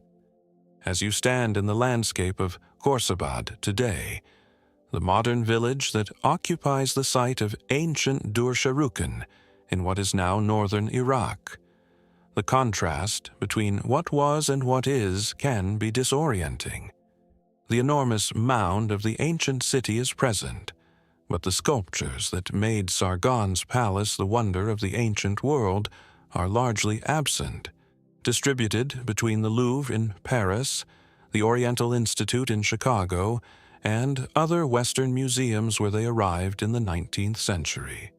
What remains in situ are the earthworks, the great raised platform of the palace citadel, the circuit of the city walls still partially traceable as a low ridge across the flat terrain, and the knowledge, derived from Botta's and later excavations, of what this landscape once contained.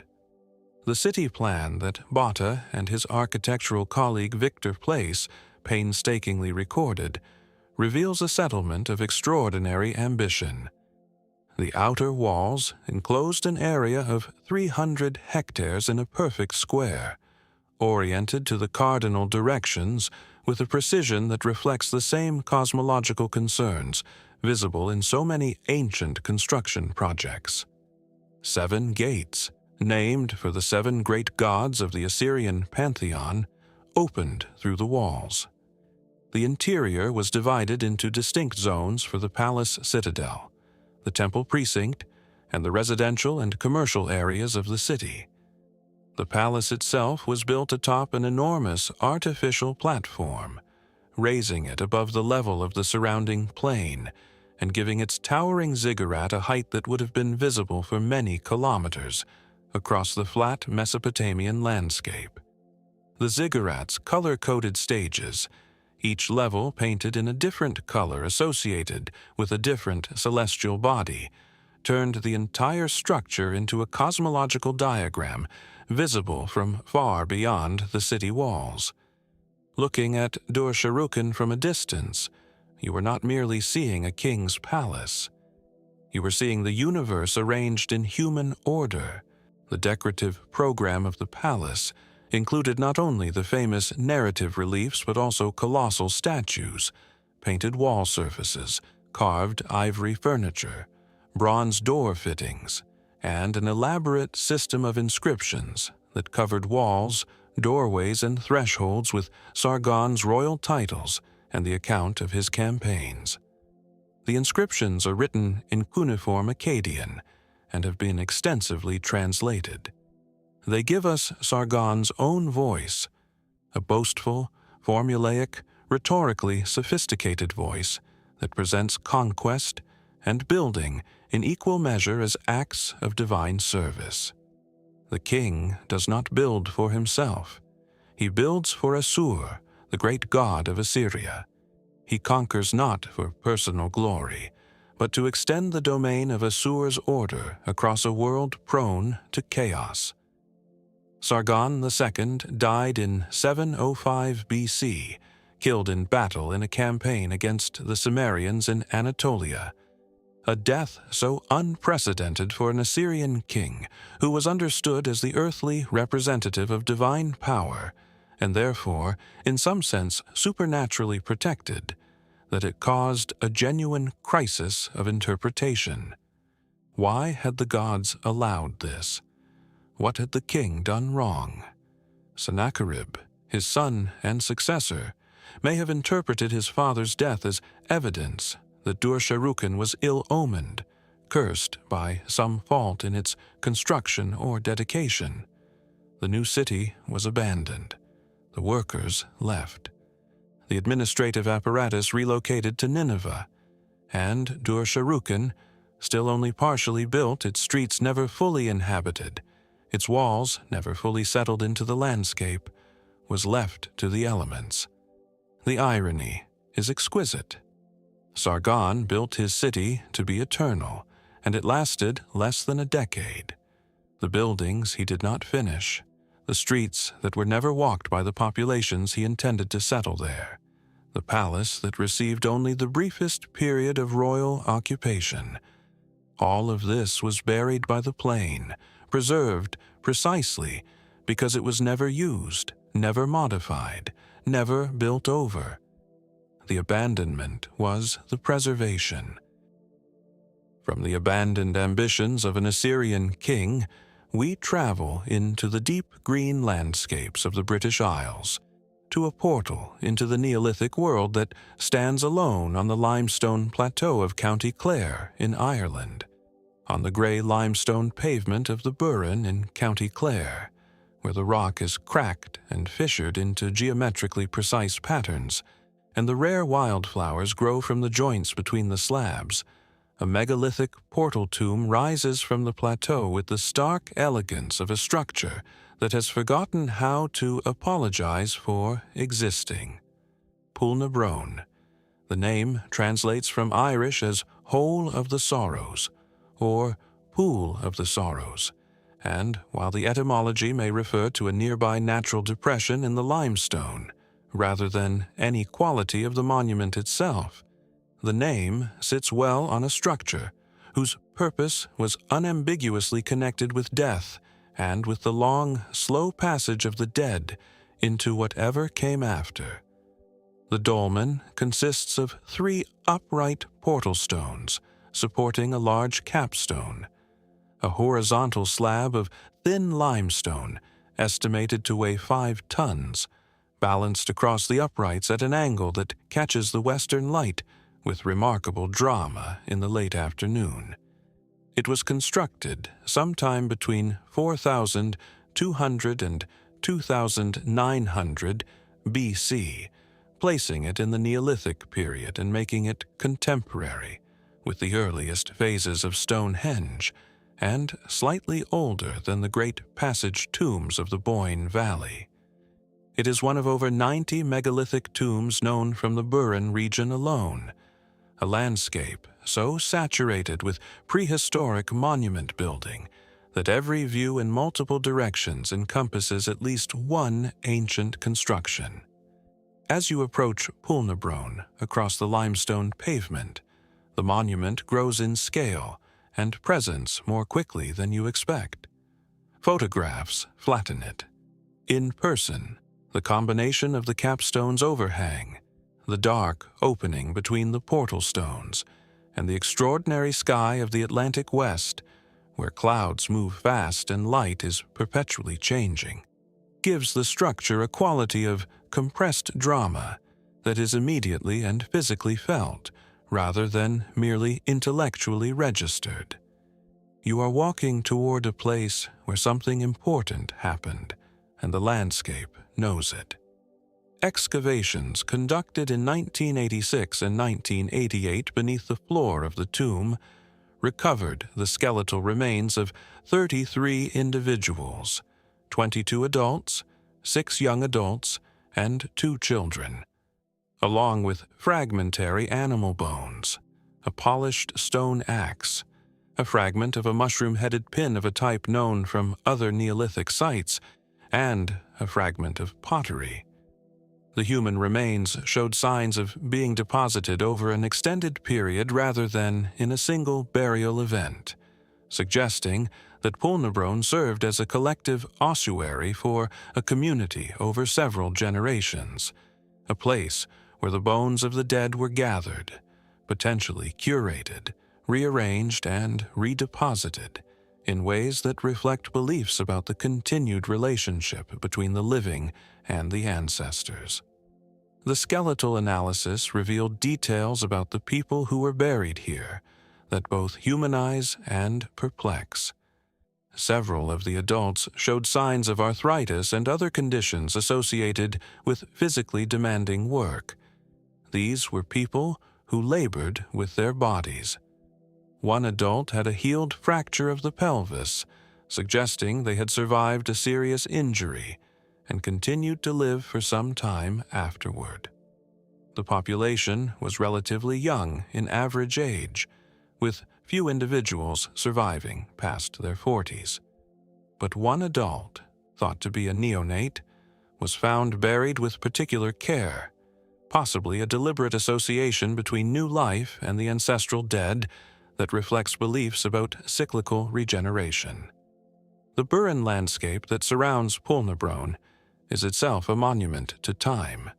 The limestone pavement was formed over millions of years of geological process, glacial scouring, chemical dissolution, the slow work of water and ice on carboniferous rock.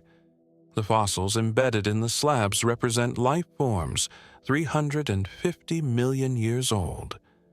The dolmen, 5,000 years old, is a recent addition to this timeline, and the tourists who photograph it daily are more recent still, brief visitors to a landscape that operates on scales of time that make human history look like a morning.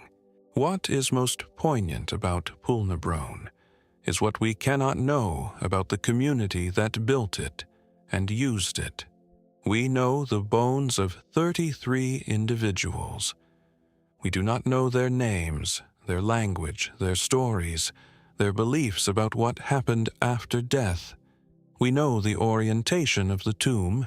It faces roughly north-northeast, but we do not know whether this was astronomically significant, directionally meaningful, or simply the most convenient orientation, given the lie of the land and the available stone.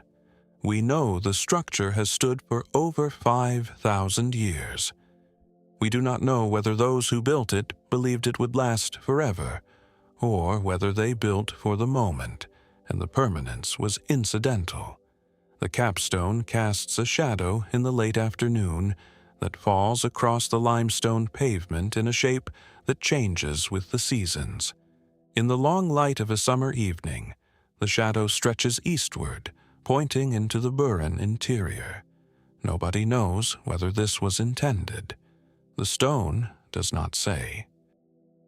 From Ireland's Atlantic limestone, we move through Britain and across the North Sea to the forests of central Sweden, where a stone ship has sailed on dry land for 1,500 years, its crew long departed, its destination unknown. Before we continue our journey through the medieval and classical worlds, we must pause at the oldest and perhaps most profound site in this entire exploration, a place where the question is not what happened to a civilization, but where civilization itself began. Olduvai Gorge in Tanzania's Great Rift Valley is a slash in the East African plateau roughly 50 kilometers long and 90 meters deep, a geological accident that exposed 2 million years of sedimentary layers and, within those layers, the fossilized remains of our earliest ancestors and the stone tools they made at the dawn of human history. The Rift Valley itself is one of the great geological features of the planet, a continental fracture system running 4,500 kilometers from the Afar Depression in Ethiopia to Mozambique, where two tectonic plates are slowly pulling apart, gradually opening Africa into two separate land masses millions of years in the future. Along this rift, volcanic activity and tectonic movement have deposited layer upon layer of sediment, preserving organic material, bone, wood, plant matter, in conditions that allow fossilization across extraordinary spans of time. Olduvai is where erosion has cut through these layers and made them readable. As you stand at the edge of the gorge and look down into the exposed stratigraphy, the layers of tuff and sediment laid bare by the work of the Olduvai River, you are looking at a cross-section of human time. The bottom layers, containing the oldest artifacts, represent a period 2 million years in the past. The upper layers approach the present. Each stratum is a chapter in the longest story ever told, and it is written in stone tools, animal bones, and the fragmentary remains of creatures who stood somewhere on the spectrum between ape and human, creatures we are still not entirely sure how to classify, whose relationship to each other and to us remains a matter of active research and occasional fierce disagreement. The gorge was first brought to scientific attention by the German entomologist Wilhelm Kattwinkel, who stumbled upon it in 1911 while chasing a butterfly. He found fossils and reported them to Berlin, setting in motion a chain of scientific interest that eventually brought Louis and Mary Leakey to the site in the 1930s. The Leakeys would spend decades working at Olduvai, sustained by determination, minimal funding, and the conviction that East Africa was the crucible of human evolution, a conviction that was not universally shared by the scientific establishment of their era. In 1959, Mary Leakey made one of the most celebrated fossil finds in the history of paleoanthropology, a nearly complete skull of a hominin she and Lewis named Zinjanthropus boisei, subsequently reclassified as Paranthropus boisei, a robust Australopithecine characterized by an enormous jaw and a prominent bony crest on top of the skull that anchored powerful chewing muscles. Zinj, as the skull came to be known, was approximately 1.75 million years old. The following year, the Leakeys identified another hominin from Olduvai that appeared more directly ancestral to modern humans, Homo habilis, handyman, so called for its association with the earliest known stone tool industry, the Oldowan tradition. The Oldowan tools from Olduvai are, by any aesthetic standard, crude, lumps of lava or quartzite, knocked into rough cutting edges by percussion, their manufacture requiring a minimum of planning and technique. But they represent a threshold, the decision to deliberately shape a stone into a tool, to impose human intention on raw material, to carry that tool from one place to another for future use. This is behavior qualitatively different from anything observed in non-human primates, though the line is not as sharp as it once seemed.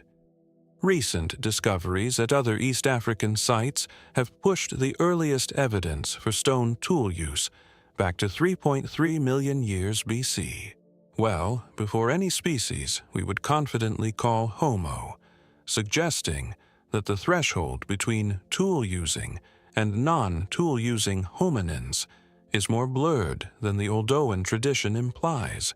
The landscape of the gorge in the Pliocene and early Pleistocene was very different from the semi-arid savanna of today. Lake sediments and the fossils of hippos, crocodiles, and fish indicate that Olduvai was once the shore of a shallow lake, a productive, resource-rich environment that would have attracted multiple hominin species, as well as the megafauna of early Africa. The concentrations of stone tools and broken animal bones at specific locations within the gorge suggest that hominins repeatedly returned to particular spots, possibly campsites where food was brought and processed, possibly territorial markers of some kind, possibly simply comfortable places to sit by the water. The question of what the hominins of Olduvai experienced subjectively, what, if anything, they felt, remembered, communicated, dreamed, is one that science cannot fully answer and may never be able to answer. The fossils tell us about anatomy. The tools tell us about behavior. They do not tell us whether the creature who made the Zinj skull experienced something we would recognize as grief, or curiosity, or the particular form of awareness that we call consciousness. These questions sit at the boundary where paleoanthropology meets philosophy, and at that boundary, the silence is total. What Olduvai tells us, with absolute certainty, is that the story of human beings began here, in this rift, in this lake margin, in this particular quality of African light. The gorge is a mirror pointed at the deepest past, and in its exposed layers we see not a foreign species, but ourselves, earlier, simpler, and in some ways more honestly what we are. Animals trying to survive, leaving marks in stone that outlast the memory of why they were made. From the 2-million-year-old silence of the East African Rift, we skip forward to the Iron Age coast of southern Scandinavia, to a stone ship that has stood in Swedish fields since the early medieval period, its scale and purpose both clear and mysterious. On a low coastal ridge near the town of Koseberga, in the southernmost province of Sweden, Scania, 67 standing stones form the outline of a ship 590 meters above the Baltic Sea. The stones are local sandstone, the largest weighing over 5 tons, and they are arranged in the shape of a pointed vessel nearly 60 meters from stem to stern, the largest stone ship monument in Scandinavia, and one of the most visually striking prehistoric structures anywhere in Northern Europe. This is Alis Stenar, the Stones of Ale, and like so many monuments of the ancient world, it combines absolute physical clarity with complete interpretive uncertainty. The visual impact of Alis Stenar is immediate and sustained. As you approach across the open heath from the parking area, the monument appears incrementally above the horizon. First, the tallest stones of the prow and stern, then the curving lines of the sides, then the full silhouette of the ship form, immense and unmistakable against the Baltic sky.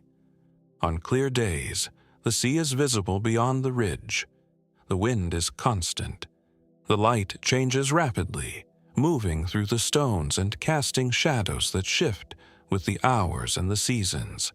In the long slant of a summer evening, the monument achieves a theatrical quality that feels entirely appropriate for a structure that was clearly intended to be seen. Stone ship monuments are a pan-Scandinavian and Baltic tradition, found from Norway to Estonia, and dating primarily to the Bronze and Iron Ages. They served as funerary monuments, markers above or beside the graves of important individuals, the ship form reflecting the centrality of seafaring to the cultures that built them, and the belief, common across northern Europe, that the dead undertook a voyage to the afterlife. The ship is simultaneously a vessel and a metaphor, a technology and a cosmological symbol, and its use in funerary contexts speaks to a worldview in which the boundary between the terrestrial and the otherworldly was crossed by traveling rather than by waiting. The dating of Alice Stenar has been contentious. For many years, the monument was assumed to be from the late Iron Age, perhaps the 5th or 6th century AD, contemporary with the Migration period and the early Viking Age. More recent analyses of organic material from the site have produced radiocarbon dates suggesting a possible Bronze Age construction, which would push the monument back by as much as 1,500 years and change the cultural context of its construction significantly. This dating remains debated, and the site has not been comprehensively excavated in the modern sense, leaving open a range of interpretive possibilities. The astronomical alignments of Alice Stenar have attracted considerable attention. The long axis of the ship is aligned approximately with the sunrise at the summer solstice and the sunset at the winter solstice, a dual alignment that, if intentional, would make the monument a functioning solar calendar as well as a funerary marker. Whether this alignment was deliberate or coincidental is difficult to establish with certainty. The monument predates any written tradition that could confirm it, and the statistical analysis of alignments in prehistoric monuments is a technically demanding field that has produced conflicting results at different sites. What is not in question is the effort involved in the monument's construction. The stones were transported to the ridge from quarries some distance away, an effort requiring the organization of significant labor and the resolve of a community capable of sustained collective action. The monument is the largest of its kind in Scandinavia. Its construction was not a casual undertaking. It represented a major investment by a society that clearly placed great importance on the visible, permanent marking of particular deaths or events. The identity of the person or persons for whom Alice Stenar was built is completely unknown. No burial has been securely identified within or beneath the monument. No inscription accompanies it. No written source from any period mentions it by name or describes its construction. It stands as a presence without a biography, a monument without an attributable story, impressive, deliberate, and silent on the question that it most naturally raises. Who is this for? The Baltic gleams below the ridge when the weather permits. Migratory birds use the headland as a navigation point, passing through in vast numbers in autumn and spring. The stones stand in their ship form, pointing their prow and stern at the solstice horizons, measuring the year with a precision that has not diminished with age. Whatever they were built to say, they are still saying it. From the windswept coasts of Scandinavia, we move south into the ancient forests of Germany, to a formation of rock that has been a site of human significance for tens of thousands of years, and whose use and meaning have shifted with every culture that has encountered it. In the Teutoburg forest of Lower Saxony, a formation of sandstone pillars rises abruptly from the flat woodland floor, their cliff faces eroded into fantastical organic shapes, their summits accessible by ancient stairs cut into the living rock. The Externsteine, 5 main pillars, the tallest reaching 37 meters above the surrounding forest, their geological history spanning 70 million years, and their human history spanning at least 10,000, potentially far more. This is a place where the natural and the constructed are so thoroughly interwoven that separating them requires more than archaeology. It requires a particular kind of attention to the texture of the stone itself. The site was clearly used in prehistoric times. Cave chambers carved into the rock face, accessible by narrow passages and steep stairways, suggest sustained human occupation or use going back well into the Mesolithic period.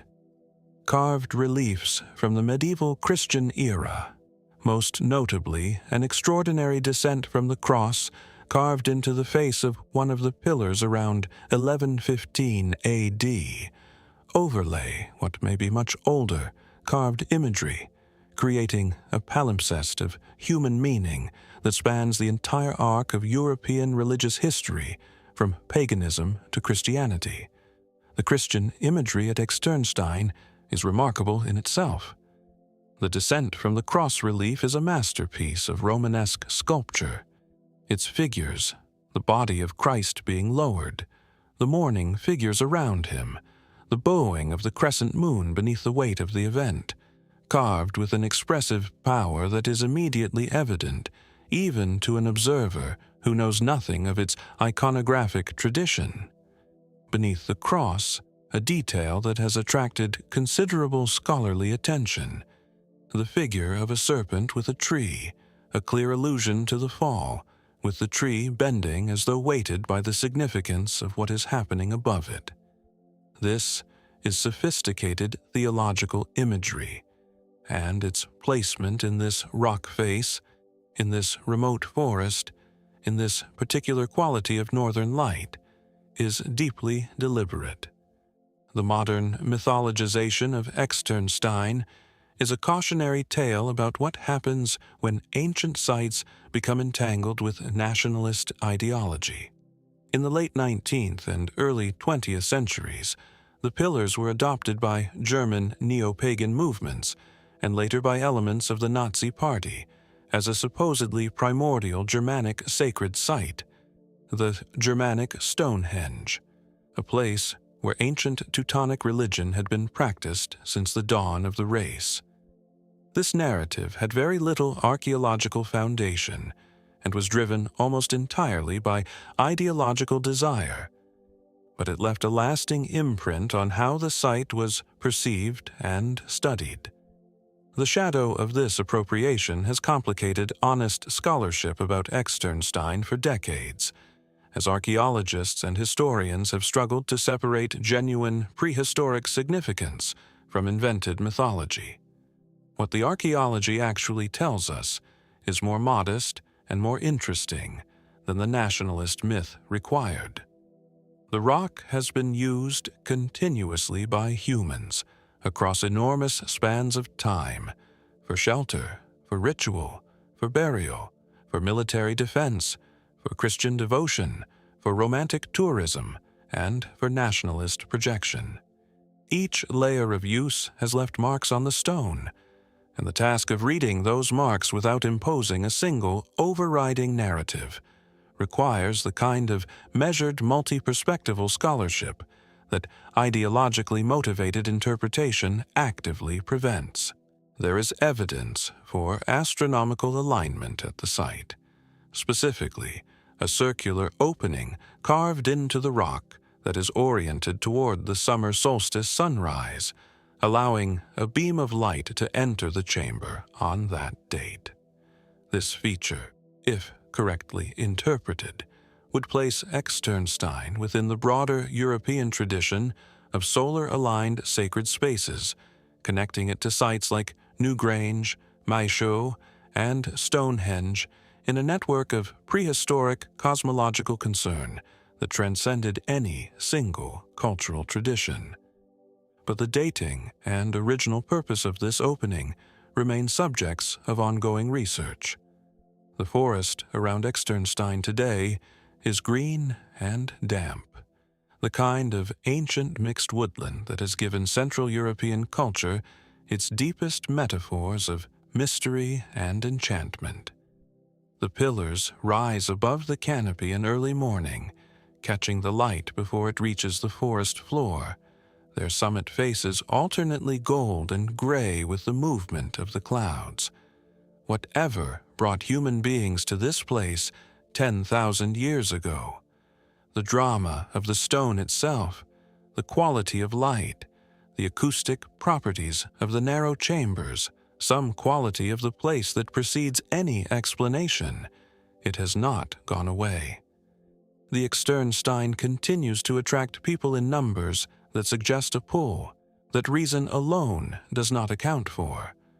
Whether this pull is a memory of ancient use, or simply the deep human response to dramatic geology, is a question each visitor must answer for themselves.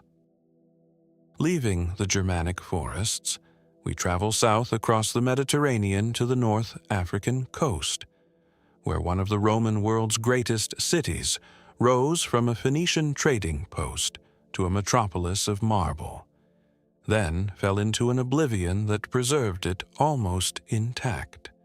The ruins of Leptis Magna lie on the Libyan coast, 40 kilometers east of the modern city of Al-Qums, where the Mediterranean Sea arrives at a shoreline that seems designed for harbors, protected bays, natural breakwaters, the deep blue of the sea meeting the cream and white of ancient stone, with a visual contrast so clean it looks deliberate. And in a sense, it was. The people who chose this site for settlement, Phoenicians from the city of Tyre, probably in the 7th century BC, were experienced maritime traders who knew exactly what a good harbor looked like. What grew from their trading post over the following 1,000 years became one of the most magnificent cities in the entire Roman world. As you walk through Leptis Magna today, the site largely unexcavated, largely unrestored, a genuine archaeological landscape rather than a managed tourist experience, the scale of what was built here is difficult to absorb. The Forum of Septimius Severus, built by the emperor who was born at Leptis and who lavished extraordinary resources on his home city, is surrounded by columns so tall and so densely arranged that even in their ruined state, they create an enclosed forest of marble, a cathedral of civic authority whose ceiling was once open sky. The basilica adjacent to the Forum is one of the largest Roman public buildings anywhere in the empire. The arch, erected in honor of Septimius Severus, stands at a crossroads where 3 major streets converged, its 4 faces decorated with reliefs of a delicacy and detail that rival anything produced in Rome itself.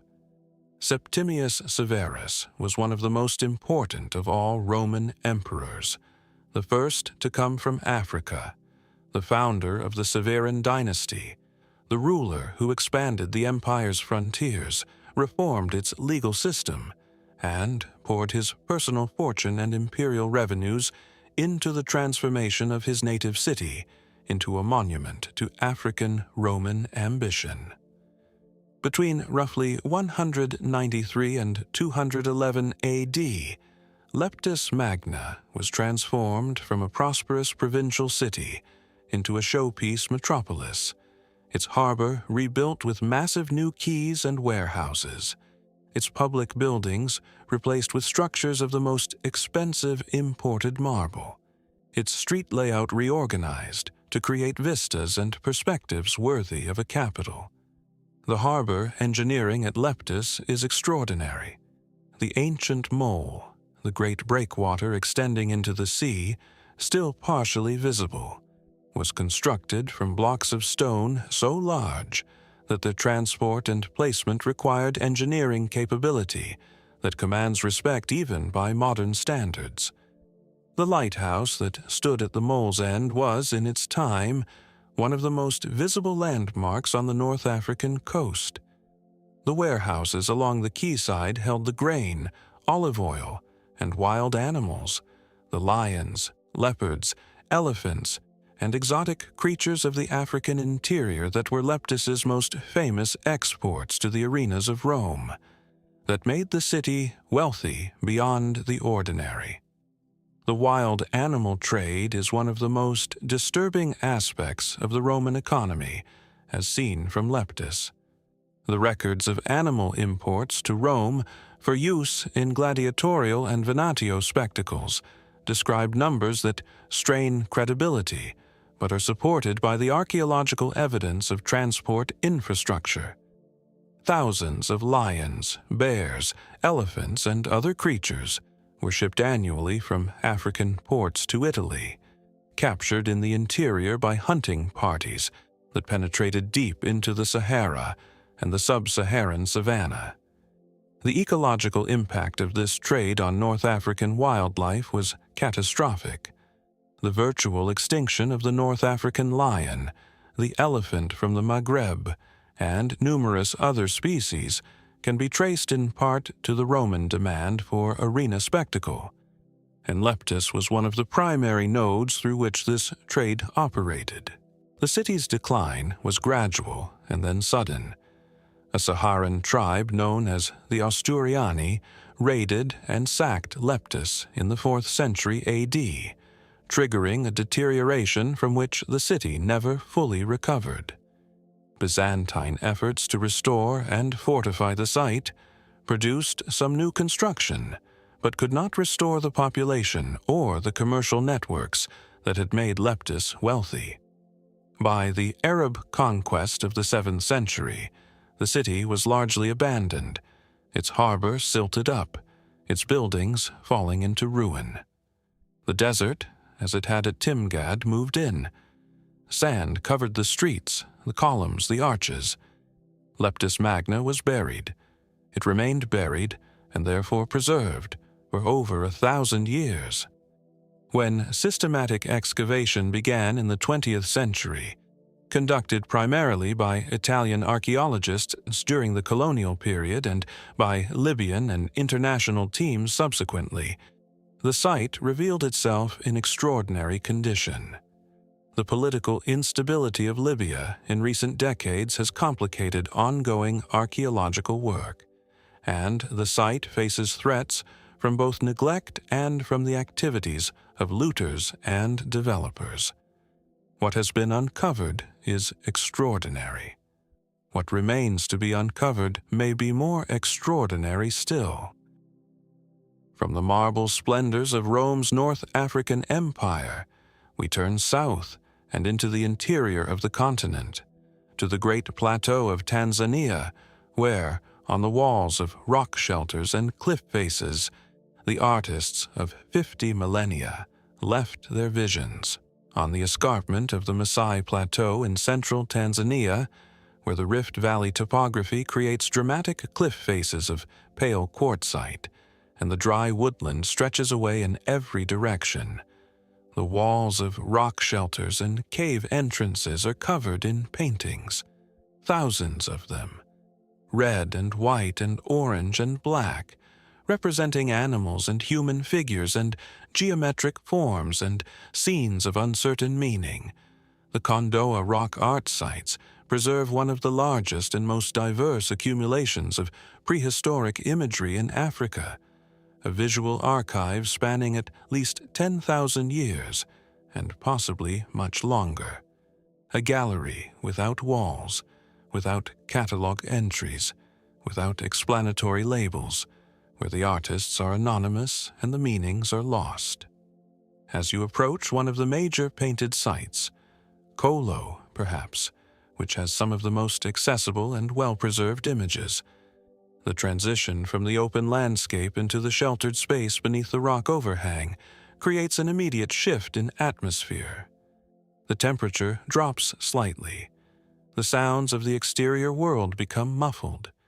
And on the wall before you, in superimposed layers that represent many different moments of creation, the figures appear, elongated human forms with disproportionately large heads, animals rendered with an anatomical accuracy that suggests intimate observation, abstract designs whose relationship to representational imagery is unclear. The Kondoa paintings belong to several distinct artistic traditions that can be identified by their style, technique, and subject matter. The oldest and most distinctive, known as the elongate style, features human figures with long, thin bodies and rounded heads that suggest a specific cultural convention of representation rather than simple naturalism. These figures are associated with what archaeologists believe are the earliest layers of painting at the site, though dating rock art is technically challenging, and the dates assigned to different layers remain approximate. Later painting traditions at Kondoa show different stylistic conventions, more naturalistic human and animal figures, different color palettes, different compositional approaches. The variety of traditions represented at the same site suggests that the rock shelters were used repeatedly across many generations and many cultural periods, that the paintings were added to, painted over, and responded to by subsequent artists who could see the work of their predecessors on the same walls. The subject matter of the paintings provides tantalizing but incomplete clues about the cultures that produced them. The animal representations are remarkable for their accuracy and detail.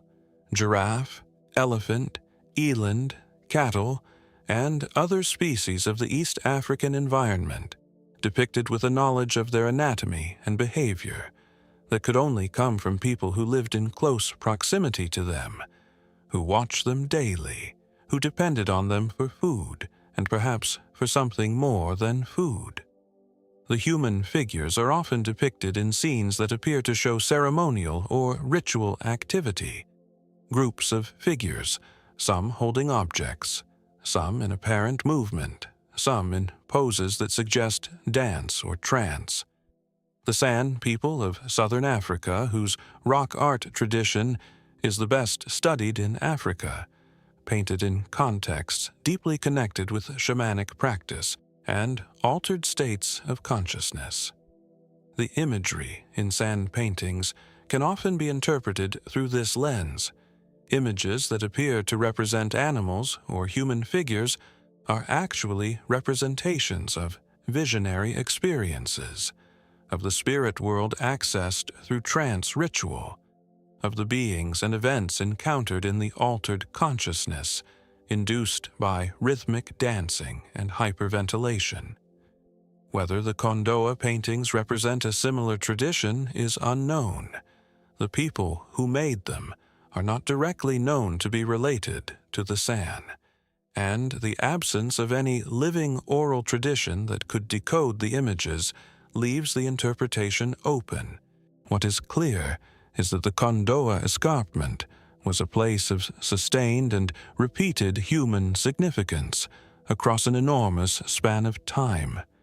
The act of painting on a specific wall in a specific shelter year after year, generation after generation, millennium after millennium, implies a relationship between the living, the dead, and the landscape that goes far beyond simple artistic expression.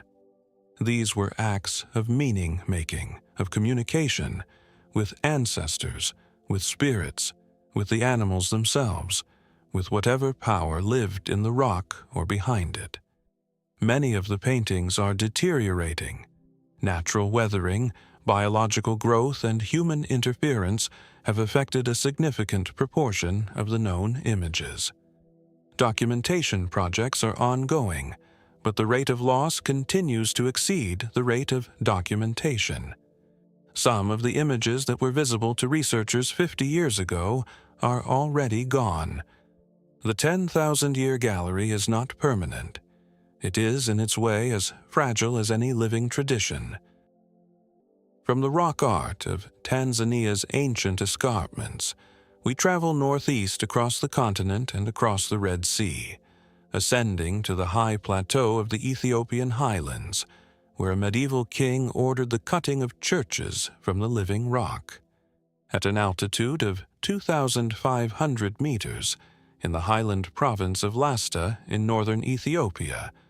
A small town built over a decade of the 12th century became one of the most extraordinary architectural achievements in human history.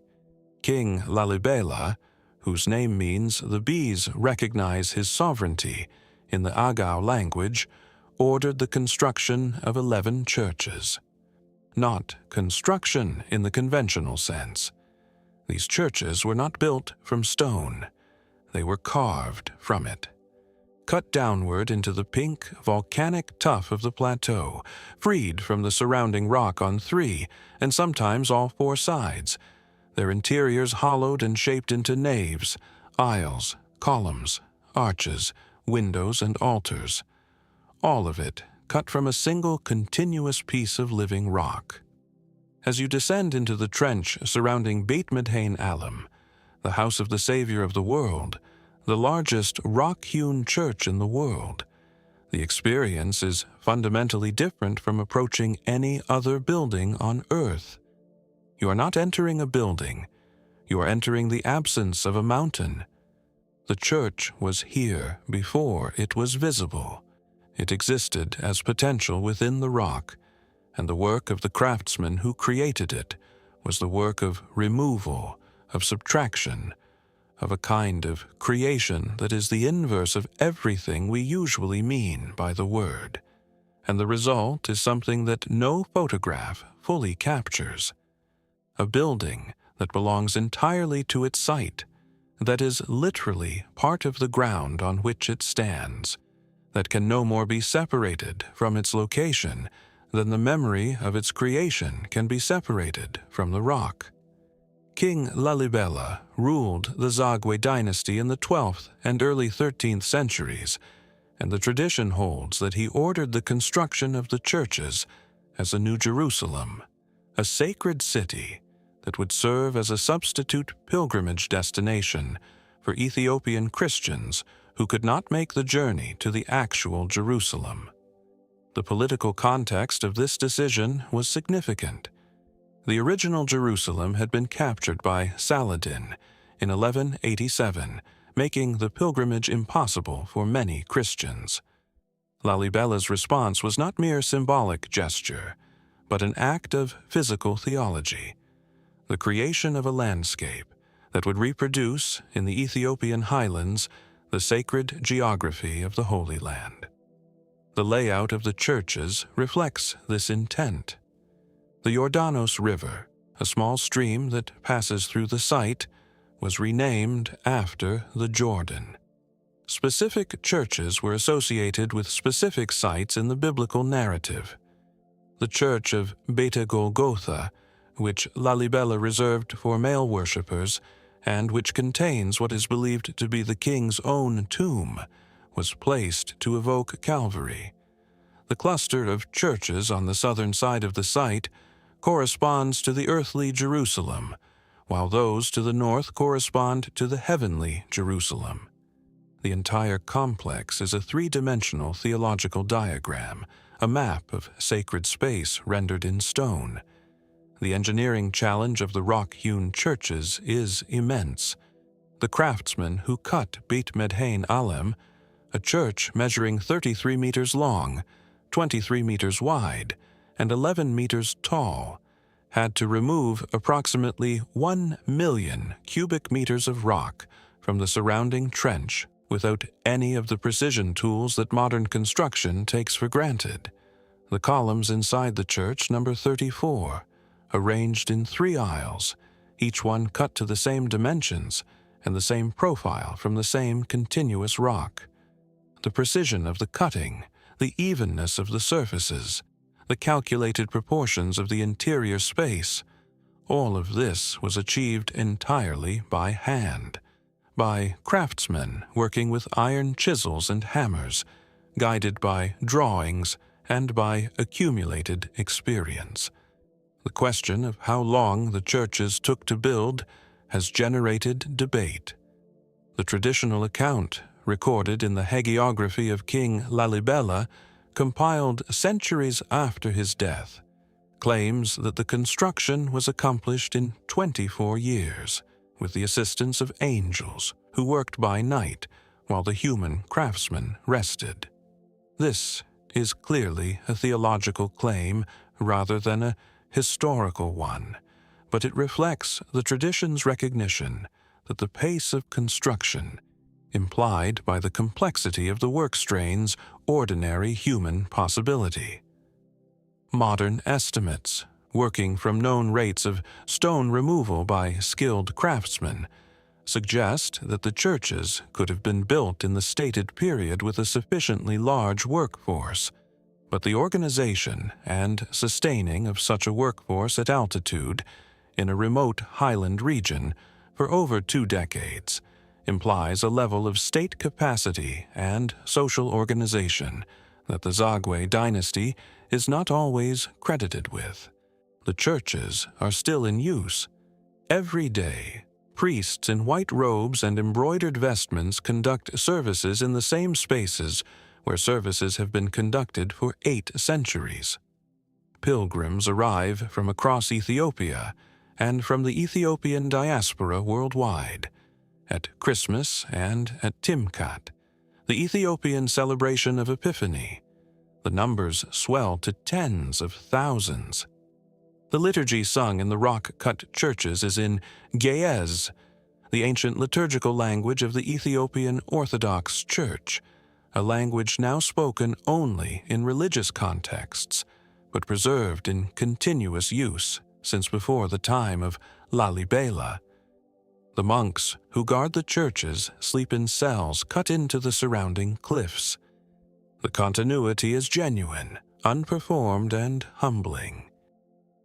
From the living, rock-hewn churches of Ethiopia, we travel northward across the Red Sea and into the highlands of southeastern Turkey, to a site where archaeologists have found evidence of monumental stone architecture from a period so early that it forces us to reconsider the timeline of human spiritual life.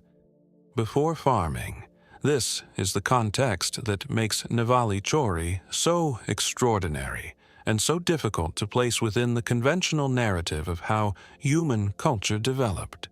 The site, located in the upper Euphrates Valley of what is now southeastern Turkey, and now submerged beneath the waters of the Ataturk Dam Reservoir, contained evidence of ritual structures, buildings with carved stone pillars, limestone sculptures, and decorated floors, built by people who, by the conventional timeline of human development, should not yet have been capable of such construction.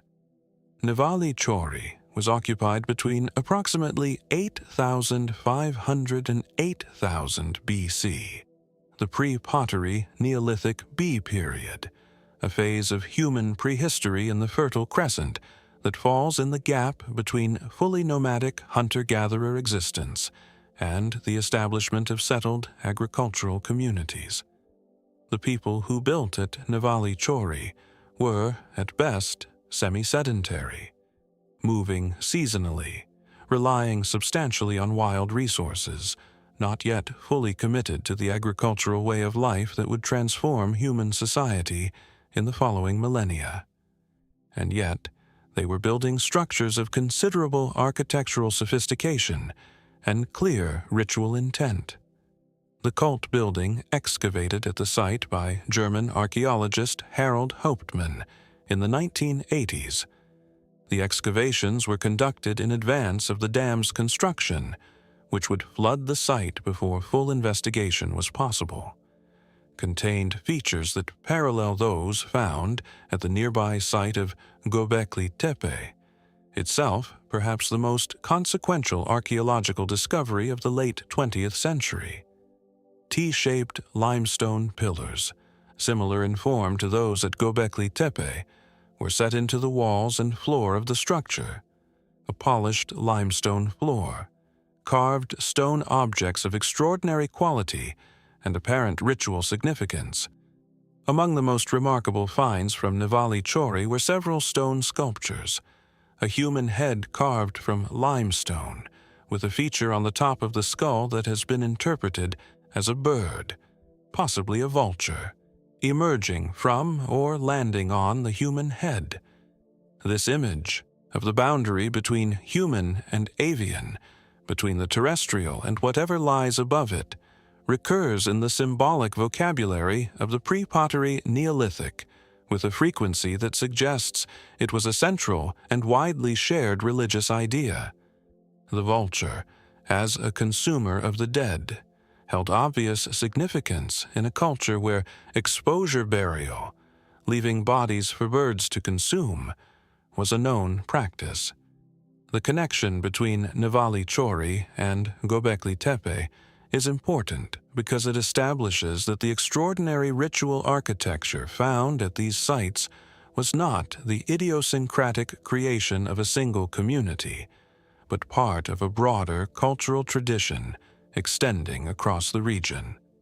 Multiple sites in the upper Euphrates and Tigris valleys contain evidence of the same T-pillar tradition, the same stone sculpture style, the same apparent concern with the human-animal boundary, and with the creation of special enclosed spaces for activities that were clearly not domestic.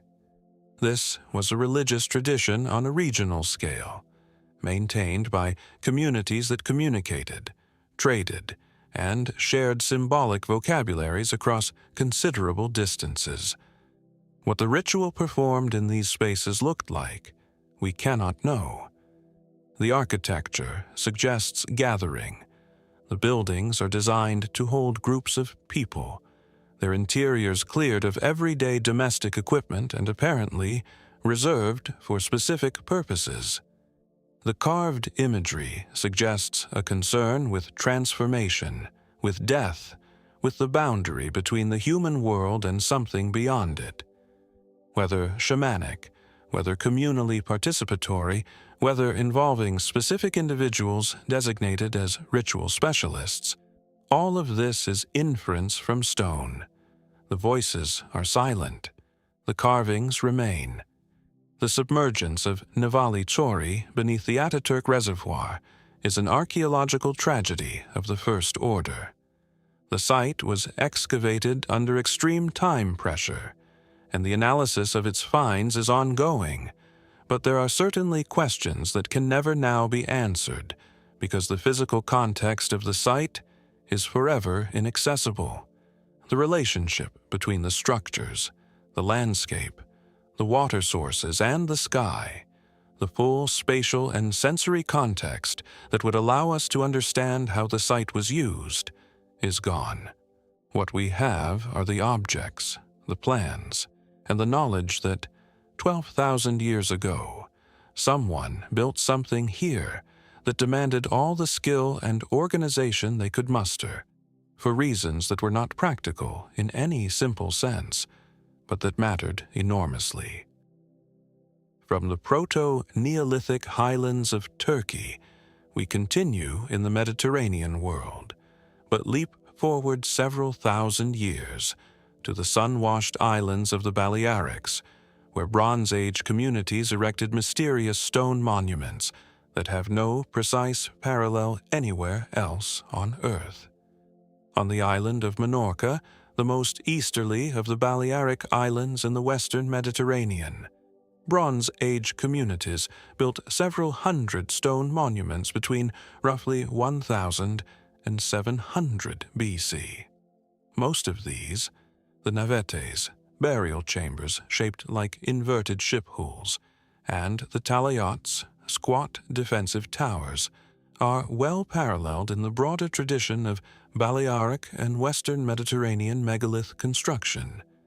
But one category of monument stands apart from everything else on the island, and from everything elsewhere in the prehistoric world: the taulas. A taula consists of two stones, a large vertical slab rising from the ground, and a second horizontal slab balanced across the top of the first, forming a T-shape of monumental proportions. The largest, still standing, is nearly 4 meters tall. The stones are local limestone, quarried from the abundant outcrops of the island and transported to their current positions with a labor investment that, for the size of the Menorcan community, must have been considerable.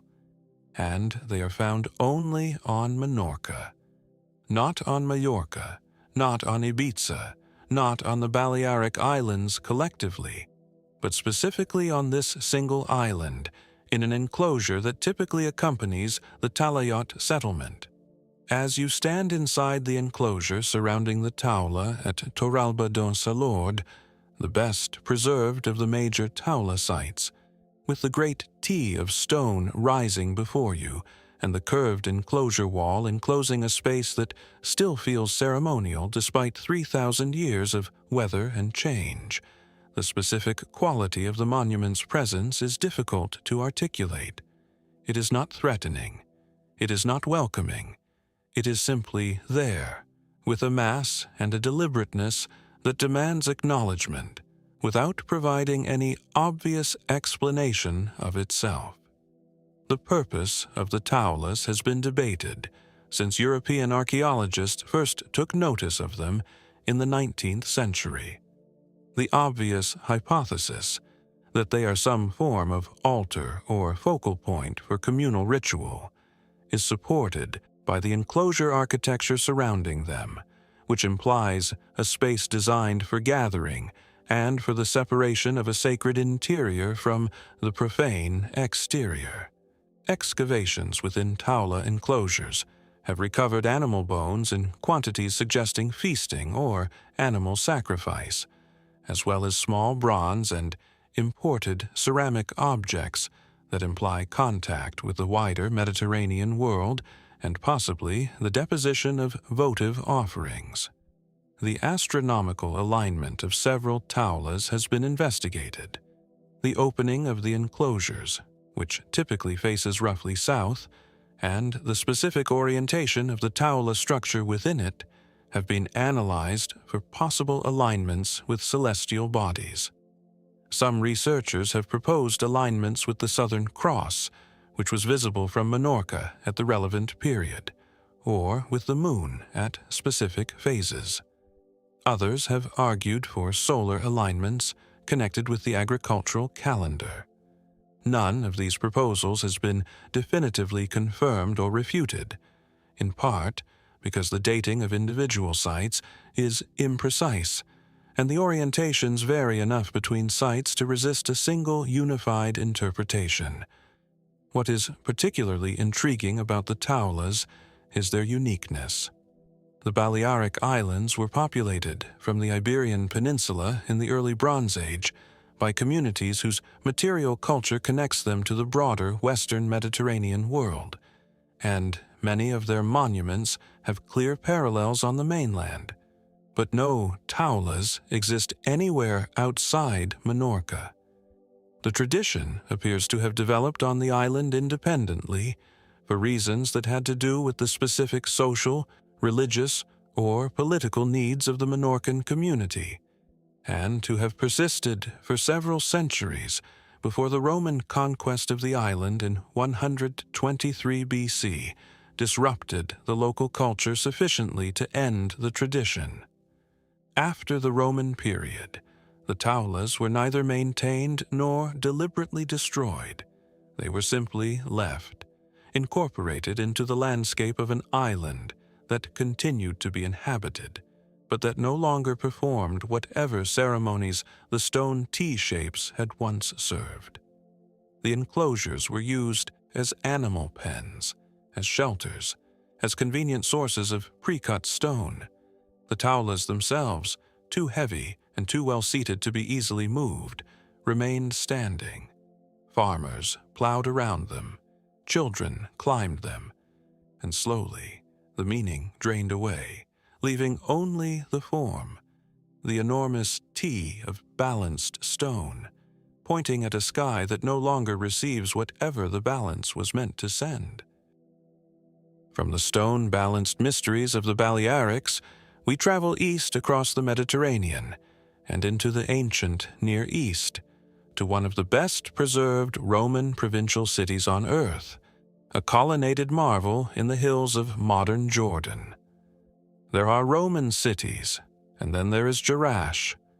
Known in antiquity as Gerasa, it sits in the highlands of what is now northwestern Jordan at an altitude of 550 meters, and it preserves, within an almost continuous circuit of ancient walls, a Roman urban landscape of such completeness that the phrase "best preserved Roman city outside Italy" is applied to it with some regularity, a phrase that slightly undersells the experience, because Jerash is not merely preserved, it is coherent. The streets connect to the Forum. The Forum opens to the temples and the theater. The colonnades lead the eye and the foot from one civic set piece to the next in a sequence that feels not merely planned, but choreographed. Gerasa was inhabited well before the Roman period. Hellenistic settlement here is documented from at least the 4th century BC, and the site may have been occupied even earlier. But the city that visitors see today is overwhelmingly Roman and post-Roman in its fabric, reflecting the explosion of urban development that accompanied the city's incorporation into the Roman provincial system, first as part of the Decapolis, the loose confederation of Hellenized cities in the eastern provinces, and then, after 106 AD, as part of the new province of Arabia, created by Trajan's annexation of the Nabatean kingdom. As you enter Jerash through the Hadrianic Arch, a triumphal arch built to celebrate the visit of the Emperor Hadrian in 130 AD and still standing to almost its full original height, the theatrical quality of the Roman urban plan is immediately apparent. The oval plaza, known as the Forum, one of the most unusual and beautiful public spaces in the ancient world, opens before you. An elliptical piazza surrounded by 61 Ionic columns, paved with the original stones, its proportions designed to create a sense of enclosed grandeur that gradually opens as the eye follows the columns around their curve. No other Roman forum in the world has this shape, and its origins and purpose have been much discussed. Was it a market? A ceremonial gathering space? A space designed specifically to accommodate the transition between the city's earlier urban fabric and the new north-south axis of the Cardo Maximus? All three, perhaps. The Cardo Maximus of Jerash is the spine of the Roman city, a colonnaded street nearly 800 meters long, running from the oval forum northward through the urban fabric to the north gate. The original colonnade lined both sides of the street with hundreds of columns, creating a covered walkway on each side and an open central pavement, and the effect, even in ruins, is one of extraordinary processional majesty. Walking the Cardo today, with columns on either side stretching into the distance, and the original paving stones underfoot, the Roman conception of the city as a machine for producing civic identity, a space that shapes behavior and self-understanding simply through its proportions and its visual logic, becomes viscerally comprehensible. The temples of Jerash are among the finest surviving examples of Roman provincial religious architecture anywhere in the Levant. The Temple of Artemis, the city's patron goddess, sits atop a raised precinct accessible by a monumental staircase and surrounded by the remains of a massive colonnade. The temple itself is smaller than its reputation suggests, but the proportional relationship between the temple, its precinct, and the stairway leading up to it creates a spatial drama that would have been overwhelming in antiquity. The pilgrims and worshippers climbing toward the temple facade would have experienced the building gradually revealing itself, columns, then entablature, then pediment, in a choreographed revelation designed to build awe. Gerasa was a wealthy city in the Roman period, its prosperity built on the same foundations as most Levantine cities of the era: agriculture, trade, and the fortunate circumstance of sitting on routes connecting the Mediterranean world with the Arabian Peninsula and the further east. Its citizens were a mixture of local Semitic peoples, Hellenized elites whose ancestors had adopted Greek culture generations earlier, Jewish communities who had been present in the city since the Hellenistic period, and, eventually, a growing Christian population. The evidence of this diversity is visible in the city's religious architecture, which includes not only the grand pagan temples, but also the ruins of 13 Byzantine churches, built and used after the Roman period, many of them incorporating material from demolished pagan structures in a process of material as well as theological transformation. The city's decline in the 7th century AD, following the Arab conquest, was not catastrophic in the immediate term. Jerash continued as an inhabited town for some centuries, but the disruption of the commercial networks that had sustained it, and the shift of political and economic gravity away from the Byzantine-connected towns of the Levant, gradually reduced its population and its urban fabric. A severe earthquake in 749 AD caused massive structural damage and effectively ended the city's classical urban life. By the medieval period, Jerash was a village sheltering within the ruins of a colossus. Systematic excavation began in the 1920s and has continued since, producing one of the most thoroughly documented urban archaeological records in the Middle East. The work continues, and each season adds to the picture of a city that was, in its heyday, a place of genuine cosmopolitan sophistication, a city whose citizens wrote letters in Greek, argued theology in Aramaic, worshipped in temples and churches and synagogues, and took for granted a level of public amenity that most of the world would not see again until the modern era.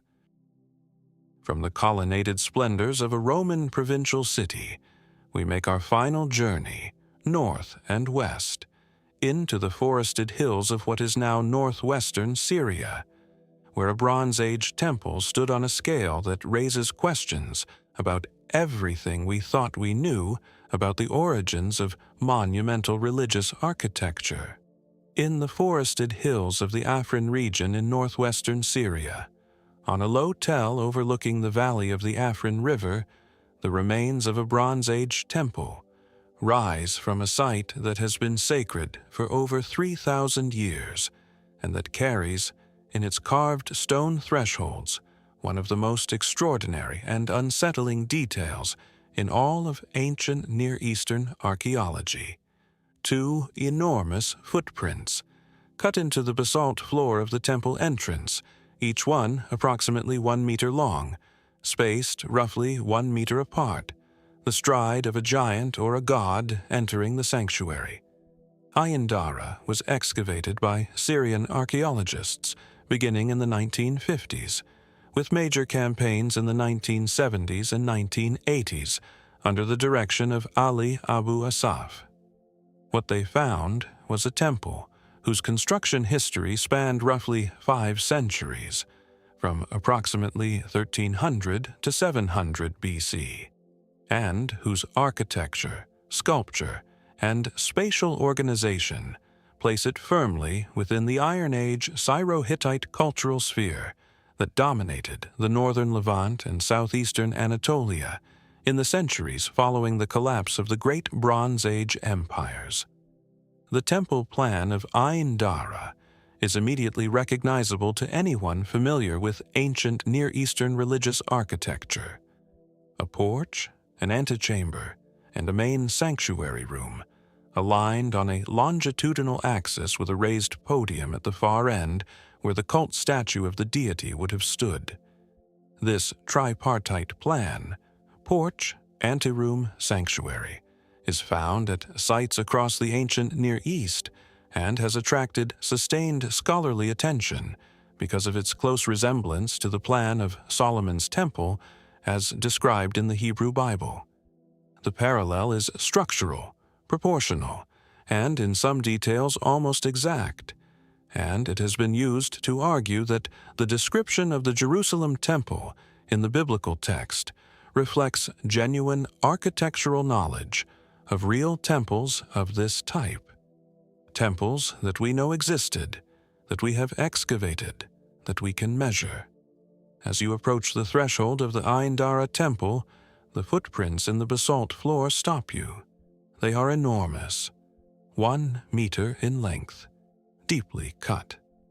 Spaced as though a being of superhuman scale stepped through the doorway, advanced 2 steps into the antechamber, and then, inside the sanctuary, near the raised podium, left a single final print at the approach to the divine presence. The sequence of prints, 2 at the entrance, 1 inside, creates a narrative of divine movement that is simultaneously mythological and disturbingly specific. This was not decorative. Someone decided to cut these prints in these positions, at this scale, with this spatial logic. The choice is deliberate in a way that demands interpretation, and that resists any single interpretation entirely. The conventional reading is that the footprints represent the physical presence of the deity entering and taking up residence in the temple, a literalization of the theological idea that the temple was not merely a symbolic space, but the actual home of the god, that the divine being dwelt there in some real sense. The scale of the prints emphasizes the gulf between the human and the divine. These are not human feet enlarged for emphasis. They are the feet of something categorically different in scale and nature from anything human. The carved reliefs that decorated the lower portions of the temple walls add another layer of visual complexity to the site. Lions, sphinxes, and mountain gods parade across the basalt slabs, their style combining Hittite, Assyrian, and local Syrian elements in a visual vocabulary that speaks to the complex cultural dynamics of the northern Levant in the first millennium BC, a region where great empires touched and overlapped, where local kingdoms navigated the competing pressures of Assyrian expansion and Anatolian cultural continuity, where artists and craftspeople synthesized traditions from multiple sources. The temple was destroyed, deliberately, violently, around 700 BC, possibly by the expanding Assyrian Empire, as it absorbed the small kingdoms of the northern Levant. The destruction layer excavated at the site contained smashed sculpture, fallen walls, and evidence of burning. After the destruction, the site was never rebuilt to its previous grandeur. The tell gradually accumulated debris. The footprints remained in the rubble, covered by the fallen stones of the sanctuary walls, preserved by the same destruction that ended the temple's use. When the archaeologists cleared the rubble and the footprints were exposed to light for the first time in nearly 3,000 years, the sensation that must have accompanied that revelation is easy to imagine and impossible to fully describe. The god's footprints, still there, still pointing toward the sanctuary, still marking the stride of something that walked here when the world was young. And then, in January 2018, the site was damaged by Turkish military operations and the forces of allied factions during the Syrian conflict. Satellite imagery and on-the-ground reports confirmed that Ain Dara suffered significant destruction. The northwest corner of the temple platform was destroyed, sculptures were damaged, and the site's condition was described by Syrian archaeologists as catastrophic. The footprints, for the moment, appear to have survived. But in the context of a conflict that has torn apart the ancient landscape of the northern Levant, The survival of any particular artifact or structure feels contingent, fragile, subject to forces that have nothing to do with archaeology and everything to do with the ancient human capacities for destruction that these sites document across millennia. The god walked in, took 2 steps, turned to face the sanctuary, and the world, for a moment, held its breath. 3,000 years later, we stand in the rubble of the temple and ask, what walked here? What wanted a house? What left its mark in basalt so that something made of flesh and memory, something as brief and uncertain as a human being, would know, millennia hence, that something vast and unknowable had paused here, on the threshold, looking inward. The footprints do not answer. They only point. They always only point. And so our journey continues, across oceans and deserts, through jungles and snow, over the bones of the dead, and beneath the foundations of what was built above them. The ancient world is not over. It is beneath our feet. It is in the stone we walk on, the water we drink, the stories we cannot stop telling about where we came from and what we were before we became what we are now. Keep watching. Keep asking. The past has more to say.